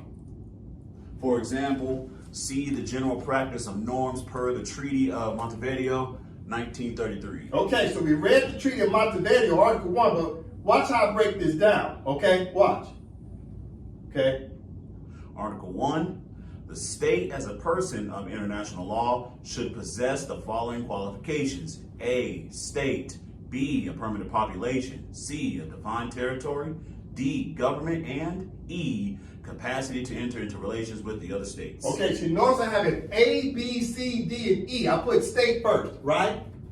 Where did I get that from? Let's go back, refresher. 1933, Treaty of Montevideo said, Article 1, the state as a person. So I put state first. This is important. Why? The four elements of a contract. What starts first? The parties must be known. What's the first party in law? The state. This is too easy. Okay. So from the top, it says, Article 1, the state as a person of international law should possess the following qualifications. Notice the word says should. It didn't say shall, it says should. It says A, state, so the Moors need a state. B, a permanent population, therefore you need a population. C, a defined territory, so therefore you need a territory. And D, a government. And what? Capacity to enter into relations with other states. What type of relations? Well, diplomatic relations, consular relations, trade relations, all types of relations with who? Other what? Other what? States, not other churches, not other temples, not other LLCs, not other organizations, not other tribes, not other clans. You get into relations with who? States. So it ended with states and it started with states. It's state on state relations. This is where the Moors failed. Now watch this. Watch how I break it down. Watch how I break it down. Okay, so in red, this is what the answer is to the above A, B, C, D, and E. I gave answers in red. Okay, Brother Dre, Article 1. Article 1, Treaty of Montevideo, 1933. The state as a person of international law should possess the following qualifications. A, state the emergence of the Empire of Morocco as a sovereign and independent state. B, a permanent population, Moroccan nationals who pledge allegiance to the EOM Constitution. C, a defined territory, inner and outer Empire of Morocco, e.g. C, France unique republic. And D, government, the Moors, 3 branches of Moroccan government, and the consular court. All right, so I'll read from the top. So now we've answered the Montevideo questions of what they consider as qualifications. Red now starts to answer the qualifications. Can you fill in the blanks of qualifications? Are you practicing law through your state? From the top, it says the state as a person in international law should possess the following qualifications. A, a state. Okay, it says state, but for us specifically as a people, it says the emergence of the Empire of Morocco as a state as the sovereign and independent state. That's box 1. B, a permanent population. What about the population? You must be Moroccan nationals, but how do you become a Moroccan national? You must do what? Pledge allegiance to the Empire of Morocco Constitution. That's how you become a Moroccan national. It's an application. Next, it says C, a defined territory. So we're talking territory. So the territory we learned in class 177 is talked about the inner and outer Morocco. So the inner and outer Empire of Morocco. For example, see France unique republic. So the Empire of Morocco is just like France. There's the metropolitan area of France, and then they got territories all over planet Earth. The empire is the same way. The Empire of Morocco has its metropolitan area, right? Let's say it's Houston, because that's where the Sultan lives. The Sultan of the Empire of Morocco, Kingdom Bay, lives in the territory commonly known as Houston. But Houston is in the Empire of Morocco, and the Sultan is in the Empire of Morocco. But the territory commonly known as Houston is where the Sultan resides, is where he domiciles. Therefore, we can consider that as part of the metropolitan area of inner Morocco, and everything outside of that is outer Morocco of the empire. You see? And listen. D, government. Moors 3 branches of Moroccan government and the consular court. So we needed a government. What type of government? A Moorish 3 branches of Moroccan government. Did it say Moorish American government? No. Because who are the Moors? Moroccans. Of what country? Empire Morocco. Do I have to give you a reminder? Yes. Do I have to give the Moors a reminder? Yes. Morocco, the country. What's the nationality of the Moor? Moors are Moroccans. They're not Americans. Listen. So in the government, who runs the government? Where's the Moorish 3 branches of Moroccan government and the consular court? Who sits in consular court? Moroccan judges. Not American judges. You got Moors running around here talking about they got a consular court while simultaneously say they're American. Americans don't sit as the judges of consular court. Consular court judges are Moors. Moor is a short title for Moroccan. Do I need to give you a reminder? Yes, let me give you a reminder. Give you a reminder. Moors are Moroccans, so if the Moor is Moroccan, then who's sitting in consular court? A Moroccan Moor, not American Moor. So Moors around here talking about they got consular court. Who's the judge? Tell me the nationality of the judge sitting in consular court. Tell me the nationality. going back to Treaty of Peace and Friendship, tell me the nationality of the judge who's sitting in consular court. Is the consular court judge Moroccan or is the consular court judge American? That's my question to the Moors.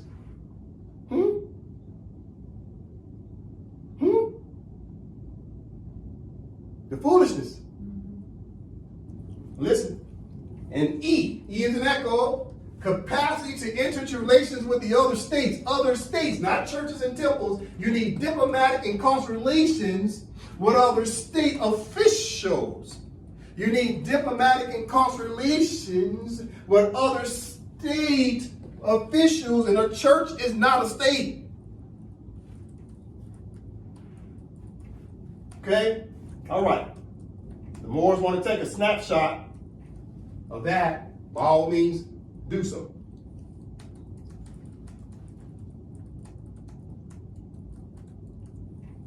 All right.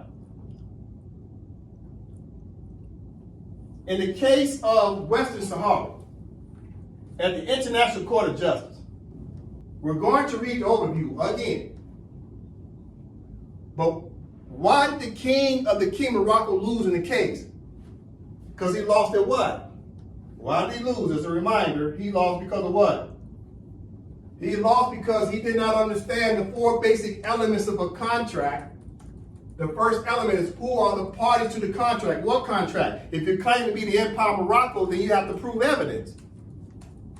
The Kingdom of Morocco is a totally different entity than the Empire of Morocco. Two separate countries. You got a king of the Kingdom of Morocco, and you got a sultan of the Empire of Morocco. But the king of the Kingdom of Morocco was trying to intermix these two entities as if he could be the power of attorney on behalf of the Empire of Morocco, because the King of Morocco think they got the Empire of Morocco subjugated. You see? So why did the king of the King of Morocco lose? Wrong party name. Who were the parties to the contract? Well, if the contract's about territory, there's the Empire of Morocco and the Sultan and the Moorish government. The people are who? Moors. Who are the natural people of the land? Moors. Moors is a short title for what? Moroccan. Listen. So in the case of Western Sahara, right? As a matter of fact, we won't read the overview. We read that in the last class. Let's move on to Judge De Castro. In class 177, we were reading page 155 about unbroken relations between Morocco and the Sahara. But in the case, the Kingdom of Morocco and the king started talking about this word, immemorial relations.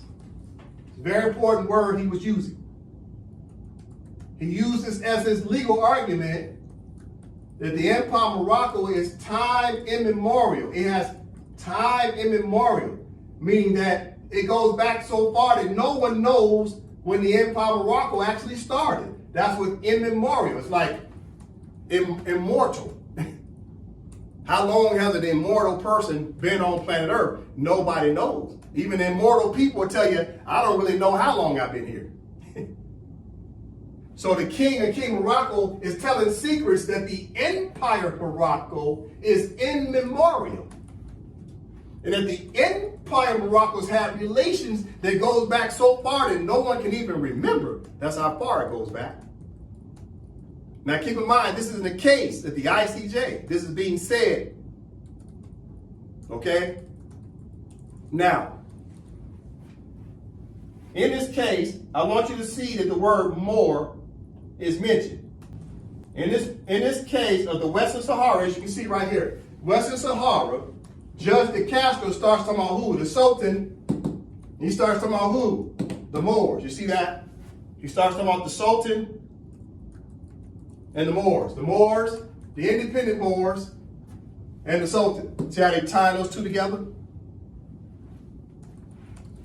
Independent Moors. And down here it talks about what? On page 162. 162, Judge De Castro talks about what? the Moorish government. You see that? Moorish government. So the Western Sahara was about the Moors. And they were talking about this Moorish government. But were the Moors trying to establish a Moorish government in the Western Sahara? No. They were trying to establish what? A Sahari people. They came up with a name called Sahari people instead of what? Moroccan nationals of the Empire of Morocco. If they were going to enforce Moorish government, then what did they have to do? Okay. What did they have to do? All right. This is the Treaty of Madrid of 1880. 1880 was written before what? The Berlin Conference of 1884 and 1885. So before the Berlin Conference, the Sultan had already allowed the Europeans to naturalize the Moors. So all Moors, even of the Western Sahara, had what? An obligation to follow the Treaty of Madrid, Article 15, paragraph 1 and 2. To pledge their allegiance is what nationality? Moroccan. But instead, the Western Sahari Moors decided to change their name to Sahari, which immediately took them out of what? The contract to be able to enforce it. So since they came up with the Western Sahari people, that's a brand new name on planet Earth. Therefore, the Moors of that territory got harassed and molested and abused because they wasn't calling themselves the Moors of the Empire of Morocco. Because if they did that, then they wouldn't have to argue about it because the treaties already recognized them as Moors, i.e. Moroccans, only if they followed these instructions. Note from the top. Right of protection in Morocco, July 3rd of 1880. Article 15.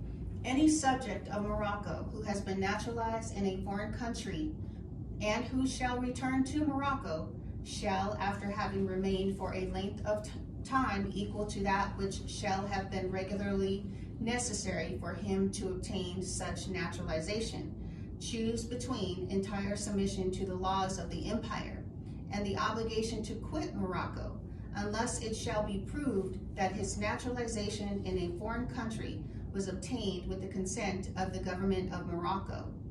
Foreign naturalization heretofore acquired by subjects of Morocco, according to the rules established by the laws of each country, shall be continued to them as regards all its effects without any restriction. So the Moors of the Western Sahara did not follow the instructions of the Treaty of Madrid of 1880. Now, what year did the Sahari people, which were Moors, what year did Spain leave the territory?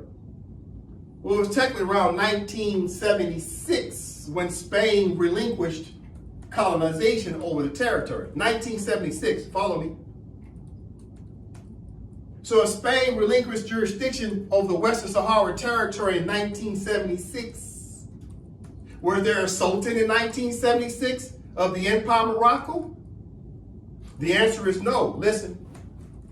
The answer is no. Let's go back. Let's go back. Here's the years. There's colonial administrative powers between the years 1956 to 2023.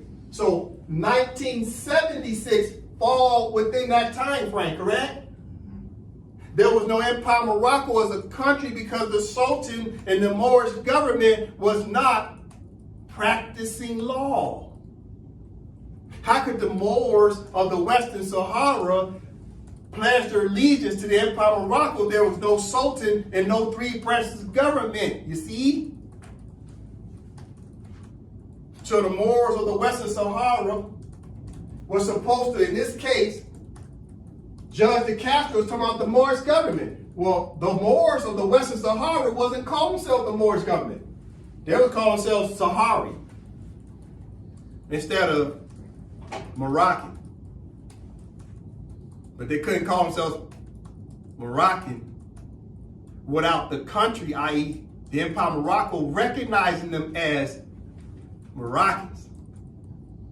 So to this very day, as I stand here in this recording of December 18, 2025, these Moors of this territory of the Western Sahara did not pledge their allegiance to the Empire of Morocco. All right, so going back to page 155, we're talking about this word immemorial. We read this in class 177. So it's important to understand, what is this immemorial relations that the King of Morocco was talking about?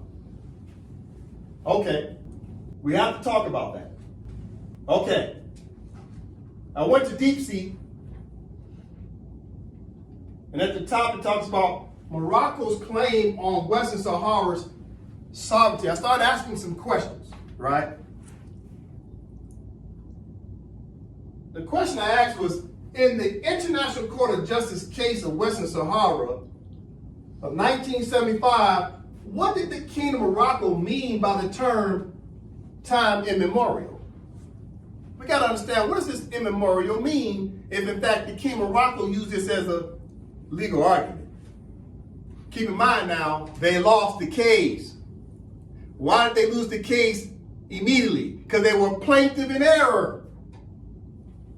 You can't talk about time immemorial and you're a brand new name on planet Earth.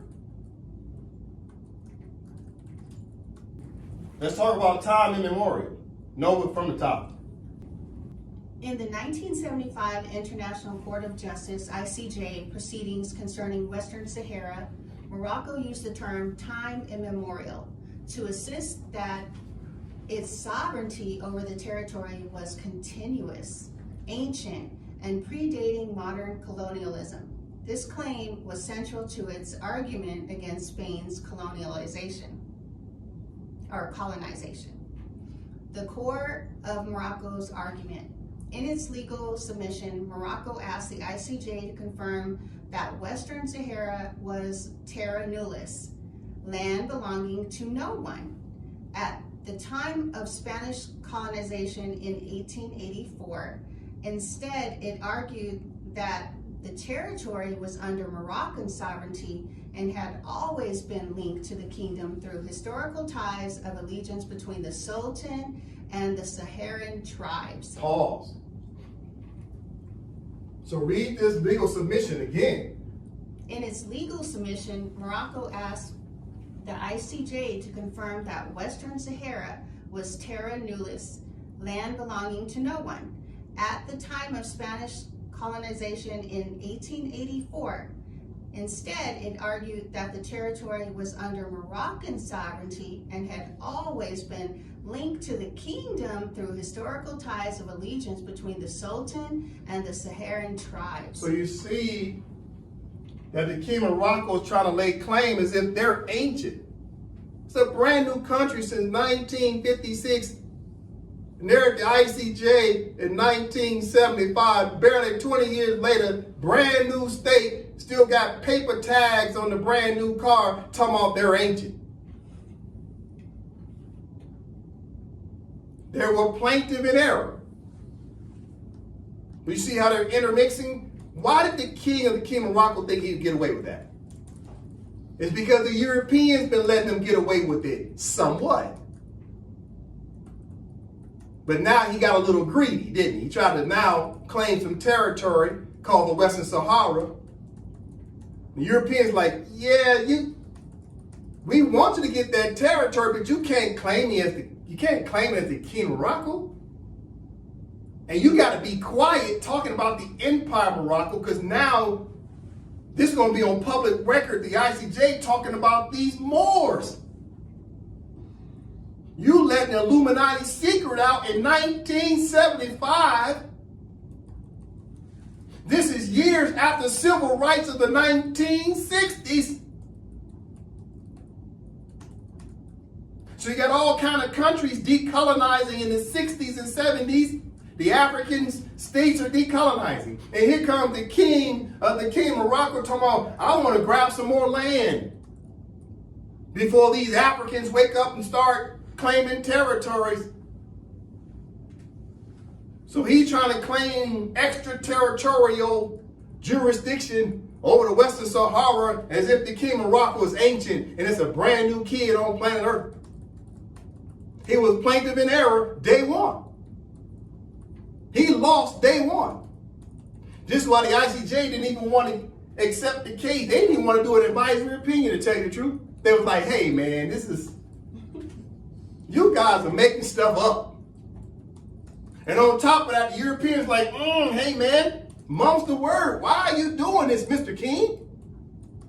But at the same time, the Europeans wanted that territory so they can legally steal the minerals from the land and the sea.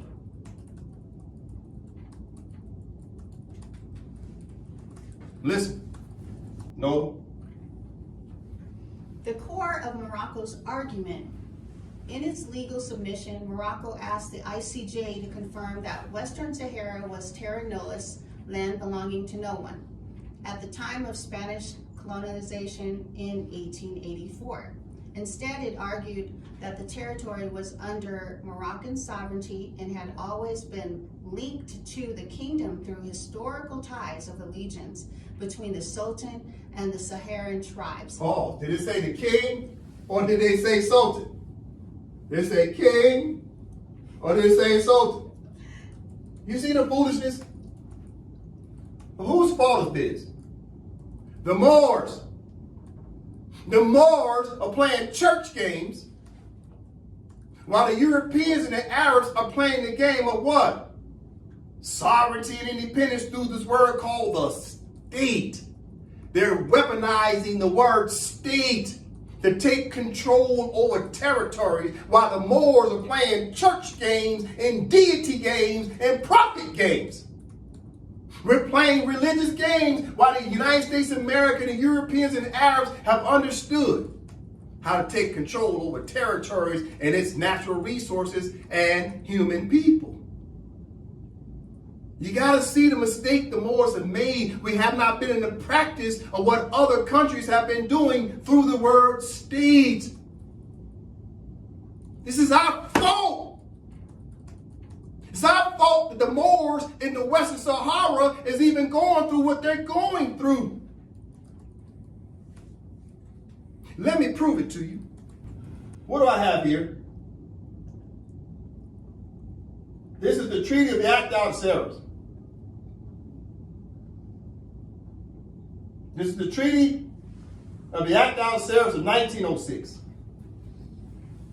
What does the triple principle say since 1906? We're going to read the preamble. But the first thing I want you to see, who was supposed to be the police? Who was supposed to be the police? Chapter 1, declaration relative to the organization of the police. Who's supposed to be the police? Supposed to be who? Well, the Sultan was supposed to establish, right? Article 2. No. Article 2. The police shall be under the sovereign authority of His Majesty the Sultan. It shall be recruited by the Moxen from Moorish Mohammedans, commanded by Moorish Cades, and distributed in the 8 ports open to commerce. Paul. So it's supposed to be the Moorish government since 1906, along with the Sultan being what? The police. We're supposed to be what? The authority. Did we do that as Moors? No. No, we didn't do it. Why? Well, we colonized and naturalized, and after that, COINTELPRO got involved. The FBI, the CIA hired a bunch of Stephen Candys to keep the Moors in the field. You have field Negroes and house Negroes. And the house Negroes, the Stephen Candys, are working with the Calvin Candys of Candyland.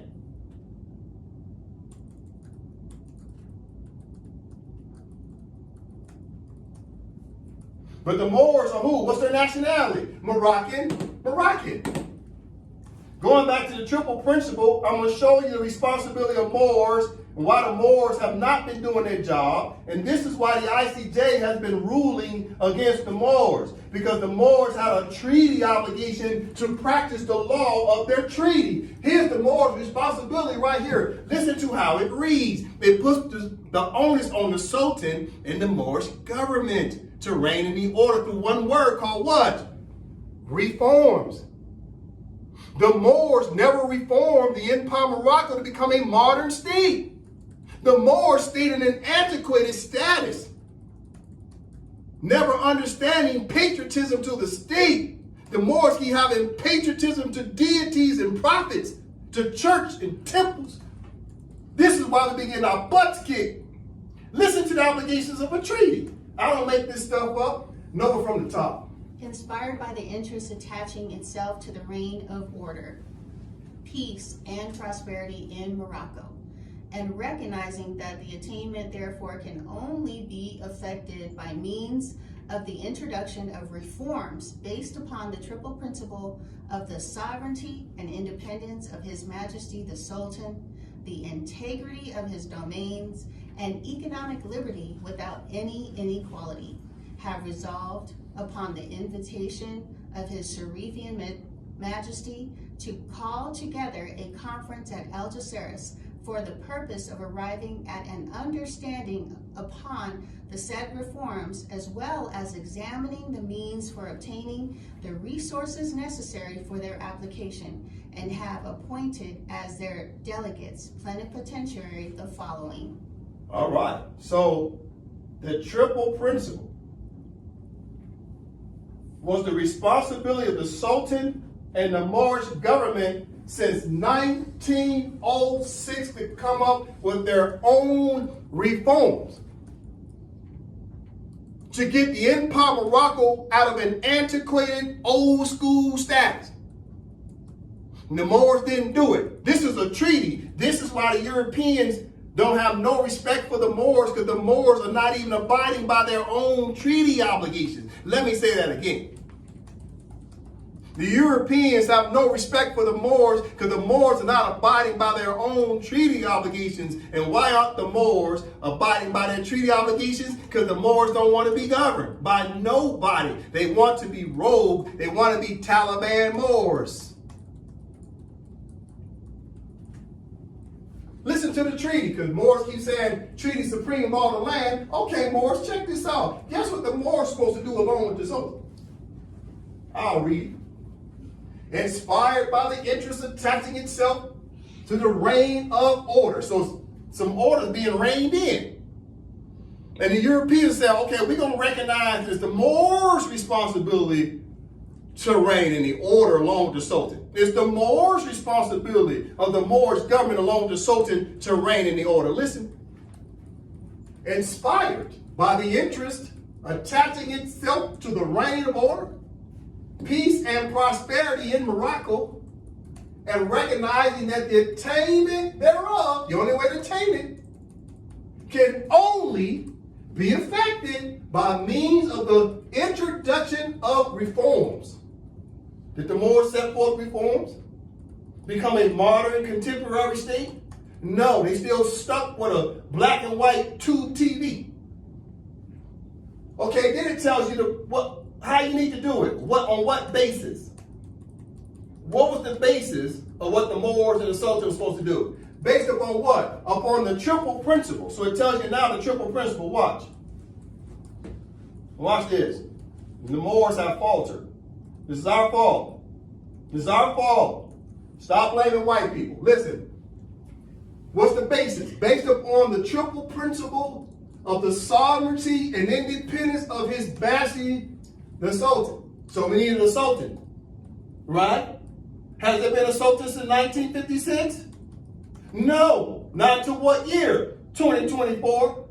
67 years the Moors been running around talking about their grand sheiks, talking about their mosque leaders, talking about their church pastors. You talking about your mayors of your urban cities. Everything but what? The Sultan. But yet, if you read the Moorish Science Temples 101s that were made for children, Question 34 says the Sultan is the leader. Then where the hell has the Sultan been since 1956 up until 2024? For 67 years, why didn't the Moors reestablish the office of the Sultan? They didn't do it. That's our fault as Moors. As a people, we faltered. We need to take responsibility that we never reinstated the Sultan. The Western Sahara Moors are getting their butts kicked in 2025 because the Moors of the West didn't even do nothing either about this treaty of 1906. And your master teachers never taught you about this treaty. They hid it from you. Listen. So the basis of how to have reforms upon the triple principle, the word triple principle is important. So it's 3 steps. The first step is about the sovereignty and independence of His Majesty the Sultan of the Empire of Morocco. Then next it said what? The integrity of his domains. So the domains have to have integrity through what? Laws and courts. Integrity is to make your country more modern and contemporary by enforcing your 3 branches of government. And trying to rise up to become what? A contemporary or modern state. The Europeans were willing to help the Moors. The Europeans were willing to help the Sultan. But they told the Sultan and the Moors, you got to make the first steps. Your responsibility to do the reforms. Our job is to assist you. But if you're not doing it, then the Europeans like, well, they're not doing it. We're not going to help them. Let's keep these Moors in the church. Yeah. They like to sing in the choir more than they like to even have the desire of running a country. They'd rather do moonwalking across the stage than to walk across the platform at the G20 or the G7 on an international level. This is the problem. So in the basis of the triple principle is all about the Sultan, the integrity of domains, which is our territories, and what? Economic liberty. Why are the Moors poor? When the treaty said we were entitled to economic liberty, but only if the Moors and the Sultan set forth the reforms of the triple principle. And put into what?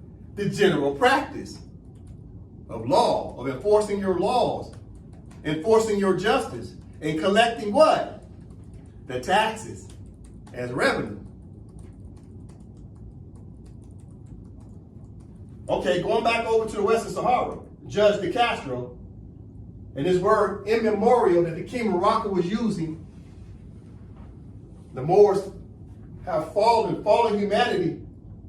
The Moors suffer from fallen humanity because we have failed to put together the government because we don't want to be governed by nobody. We don't even want Moors to govern us. It's shameful. Okay. Let's look at the aspects of the claims, Nova. Aspects of the claim. Legal status and what Morocco argued. Western Sahara was not terra nullius when Spain claimed it. Nature of the ties. Existence of legal ties of allegiance between the Sultan and the tribes. Temporal scope.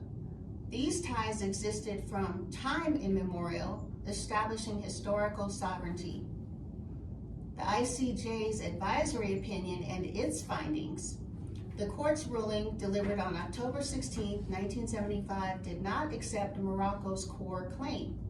The verdict. The ICJ concluded that at the time of Spanish colonization, Western Sahara was not terra nullius. However, it also found that there were no ties of territorial sovereignty between Western Sahara and the Moroccan state or the Mauritanian entity. What legal ties were found, the court acknowledged the existence of legal ties of allegiance between the Sultan and some of the nomadic tribes living in the territory.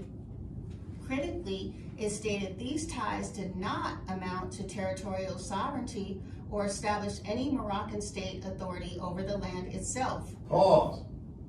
Read this again. What legal ties were found? The court acknowledged the existence of legal ties of allegiance between the Sultan and some of the nomadic tribes living in the territory. Critically, it stated these ties did not amount to territorial sovereignty or establish any Moroccan state authority over the land itself. So what are they saying here? First of all, keep in mind, talking about the King of Morocco had no claim because it's a new state. Also, what they found evidence of is that the Sultan, right, had agreements with the tribes, because the tribes, the Moorish tribes, had recognized the Sultan as the sovereign. Listen to me. But under intertemporal law of international law, who do the people have to pledge allegiance to? The state. You can't pledge allegiance to a human person. Under international law, under intertemporal law, how do you use old treaties combined with new law and you mix it? Well, they said the Moors have to pledge allegiance to the state. The Moors cannot pledge allegiance to an individual. Listen to me. I know Moors are sensitive, but watch this. Haven't the Moors been pledging allegiance to deities? Yes. Therefore, that's not a proper legal argument. Haven't the Moors been pledging allegiance to prophets? Yes, but that's not a proper legal argument. You cannot get your rights by pledging allegiance to human beings or people that have passed away. You couldn't even get your rights if you made allegiance directly with the Sultan. If you and the Sultan signed an agreement, it still has no judicial standby over territories, because the only person can make a claim to territories is who? The state. No, from the top, read again. What legal ties were found? The court acknowledged the existence of legal ties of allegiance between the Sultan and some of the nomadic tribes living in the territory. Critically, it stated that these ties do not amount to territorial sovereignty or establish any Moroccan state authority over the land itself. So the Moors, these nomadic tribes, notice they use the word tribe. Did they say nomadic states, internal states? No. They said tribes. Tribes are not states. Tribes are not countries, and they're not states. They're not even internal states. They're tribes. So tribes are getting the relations with the Sultan, but the Sultan couldn't make claims to a territory. Only the state could do that. The Empire of Morocco, our mother, could only make the claim to the land because it's the motherland. Not the Sultan's land. It's the mother's land, but yet the Sultan's head of state. The Sultan can make claims on behalf of our mother, which is the Empire of Morocco, because all countries are female in character. And the Sultan can only lay claims on behalf of our mother. So right here, the ICJ say, yeah, these Moors, or should I say the Sultan, cannot lay claim to territories. Only the state can do that. It's state rights. No. Implication. The concept of time immemorial was effective legally insufficient to establish ownership. The ties cited were personal and religious, not constitutive of the modern international law concept of sovereignty over territory. Read it again. Implications. Implication. The concept of time immemorial was effectively legally insufficient to establish ownership. The ties cited were personal and religious, not constitutive of the modern international law concept of sovereignty over territory. All right, let me lower this down. You see what's happening, Moors? Implication. This is important for the Moors to understand. The concept of time immemorial was effectively legally insufficient to establish ownership. The ties cited were personal and religious, not constitutive of the modern and international law concept of sovereignty over territories. Meaning the only way to have sovereignty over territories, it must operate through what? The state. You must practice your laws through the state. But instead, the Moors were so antiquated, they were still paying allegiance to what? Personal and religious. You see that? The Moors were pledging allegiance to persons, people, and religious orders. And this is why the Moors have been losing. Your church can't make a claim to territories. Your temple can't make claim to territories. Human beings cannot lay claim to territories. The only person can do that is who? The state. The state is sovereign. The state is sovereign. The state is sovereign over territories. I cannot express that enough.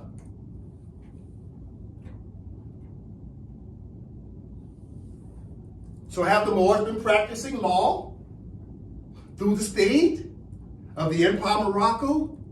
No. Well, what time frame am I talking about? 1956 to 2023. The Moors were not practicing law through the Empire of Morocco as a state for 67 years until the Moors declared independence in 2024 through present time of 2025. 2 years we've finally been practicing law through the state.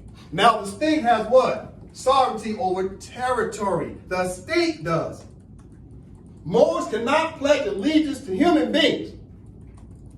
Moors cannot pledge allegiance to prophets. Moors can't pledge allegiance to deities.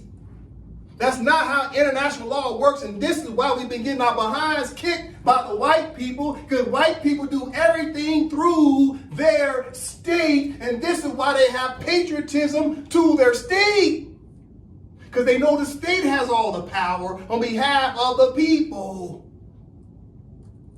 The United States citizens don't pledge allegiance to the president. The United States citizens pledge allegiance to the United States or the United States of America. Pick one, but they still pledge allegiance to an artificial entity called the state.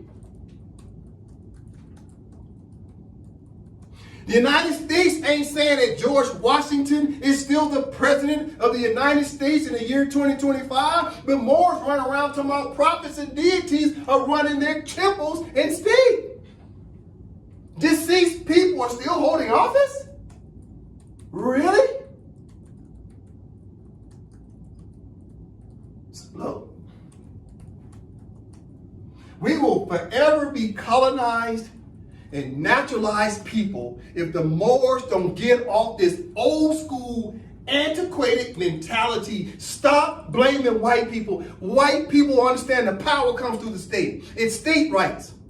But Moors keep trying to force religious rights. And you wonder why you keep getting your butt kicked.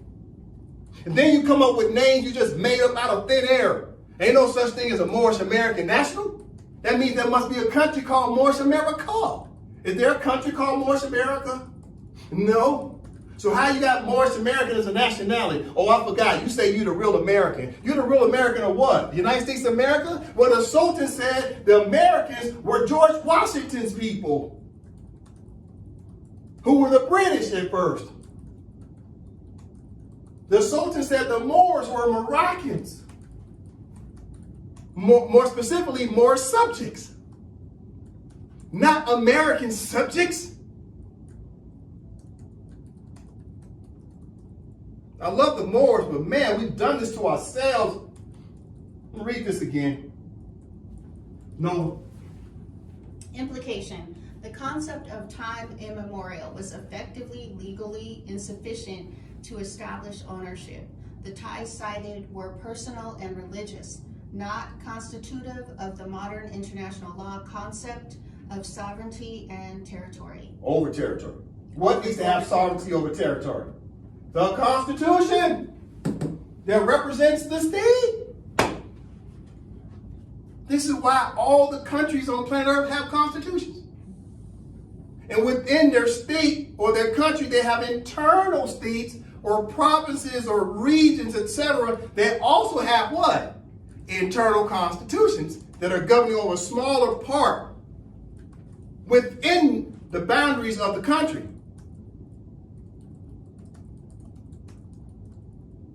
But the Moors keep talking about, oh, we got a constitution. You ask them, what's the name of it?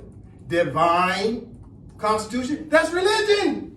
The ICJ say you can't do that. What's the other constitution Moors claim they have? Oh, the Zodiac Constitution. So you trying to say the country is called Zodiac? Because that's the name of the constitution, Zodiac. There's no such thing as a Zodiac country on planet Earth.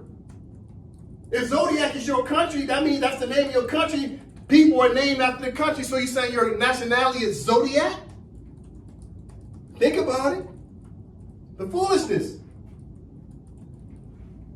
I love the Moors, but man, we've been messing up bad. We have been miseducated. The propaganda is real from the FBI and the CIA has got these house Negroes miseducated and field Negroes. That's the bottom line.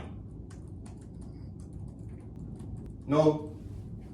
The phrase in contemporary diplomacy. Despite the ICJ's finding, Moroccan officials continue to use the phrase since time immemorial in diplomatic discourse to reinforce the historical legitimacy of their claim. This usage is part of a broader narrative of territorial integrity and pre-colonial nationhood. Summary.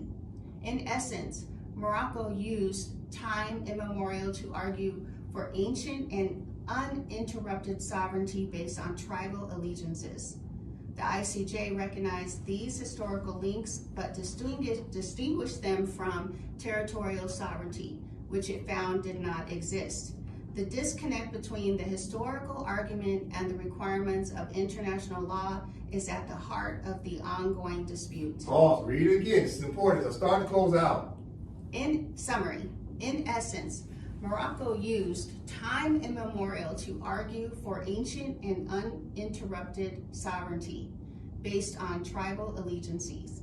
The ICJ recognized those historical links, but distinguished them from territorial sovereignty, which it found did not exist. The disconnect between this historical argument and the requirements of international law is at the heart of the ongoing dispute. All right, so at the heart of the ongoing dispute is that the ICJ has already said for the record that they're going to enforce international law. And under international law, countries have agreed under Article 38 of the Statutes of the International Court of Justice that the Moors have to maintain international conventions, whether general or particular, establishing rules, especially recognized by the contesting states. So the king of King Morocco was trying to lay claim as if he was a monarch. The king of the King of Morocco was trying to lay claim to land as if he was a monarch. The monarch days are over. It's about the state rights. And this is why they say the Sultan had ties with tribes, but did the state have ties? Did the Moors recognize the Empire of Morocco, or did they recognize the Sultan directly? You see? This is why the Moors, under Article 15 of the Treaty of Madrid, listen, you got to pay attention why the ICJ is ruling the way they're ruling. Listen. Under Article 15 of the Treaty of Peace and Friendship, did it say anything about pledging allegiance to the Sultan? No. This is 1880. Did it say anything about pledging allegiance to a church or a temple or an LLC or an organization or a tribe or a clan? No. It said what? Any subject of Morocco who has been naturalized in a foreign country shall return to Morocco, the country, and choose between entire submission to the laws of the empire. And the empire is what? The Empire of Morocco. Did it say pledge allegiance to the Sultan? No. Did it say pledge allegiance to a deity? No. Did it say pledge allegiance to a prophet? No. Did it say pledge allegiance to a temple? No. Tribe? No. Clan? No. LLC? No, no, no. The Moors have delayed their own justice. We don't know how to follow instructions. And then we find out about the instructions, we say, oh man, I don't want to do that. because I don't want to be governed. But I got news for you. Look at Article 15, paragraph 2 says. It says, foreign naturalization, heretofore acquired by Moorish Americans, Moorish subjects, according to the rules established by the laws of each country, such as the United States of America and the several Union states, shall be continued to the United States of America and the several Union states as regards all of its effects of laws without any restrictions. So paragraph 2 says the United States of America and the several Union states can put the Moors under their jurisdiction because the Moors are still naturalized, because the Moors still run around here talking about their sovereign citizens. Because the Moors have failed to pledge their allegiance to the Empire of Morocco's government of Morocco. This is why the Moors are still naturalized. I have to explain this to the Moors. So as I start to close out, let me read the board.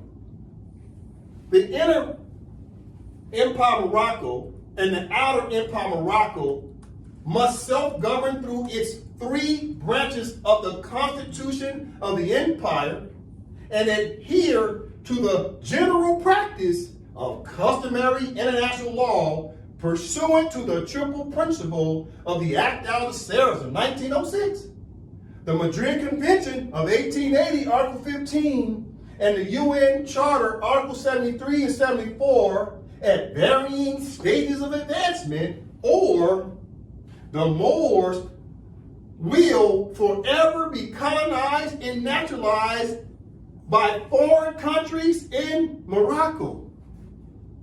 That must be understood. The Moors will remain naturalized and colonized until they pledge their allegiance to the Empire of Morocco and become patriots of their flag. Now, as I start to close out, I'm going to salute the flag of the Empire of Morocco, which is our mother. I salute you, Mom. Thank you. I end with that. Islam.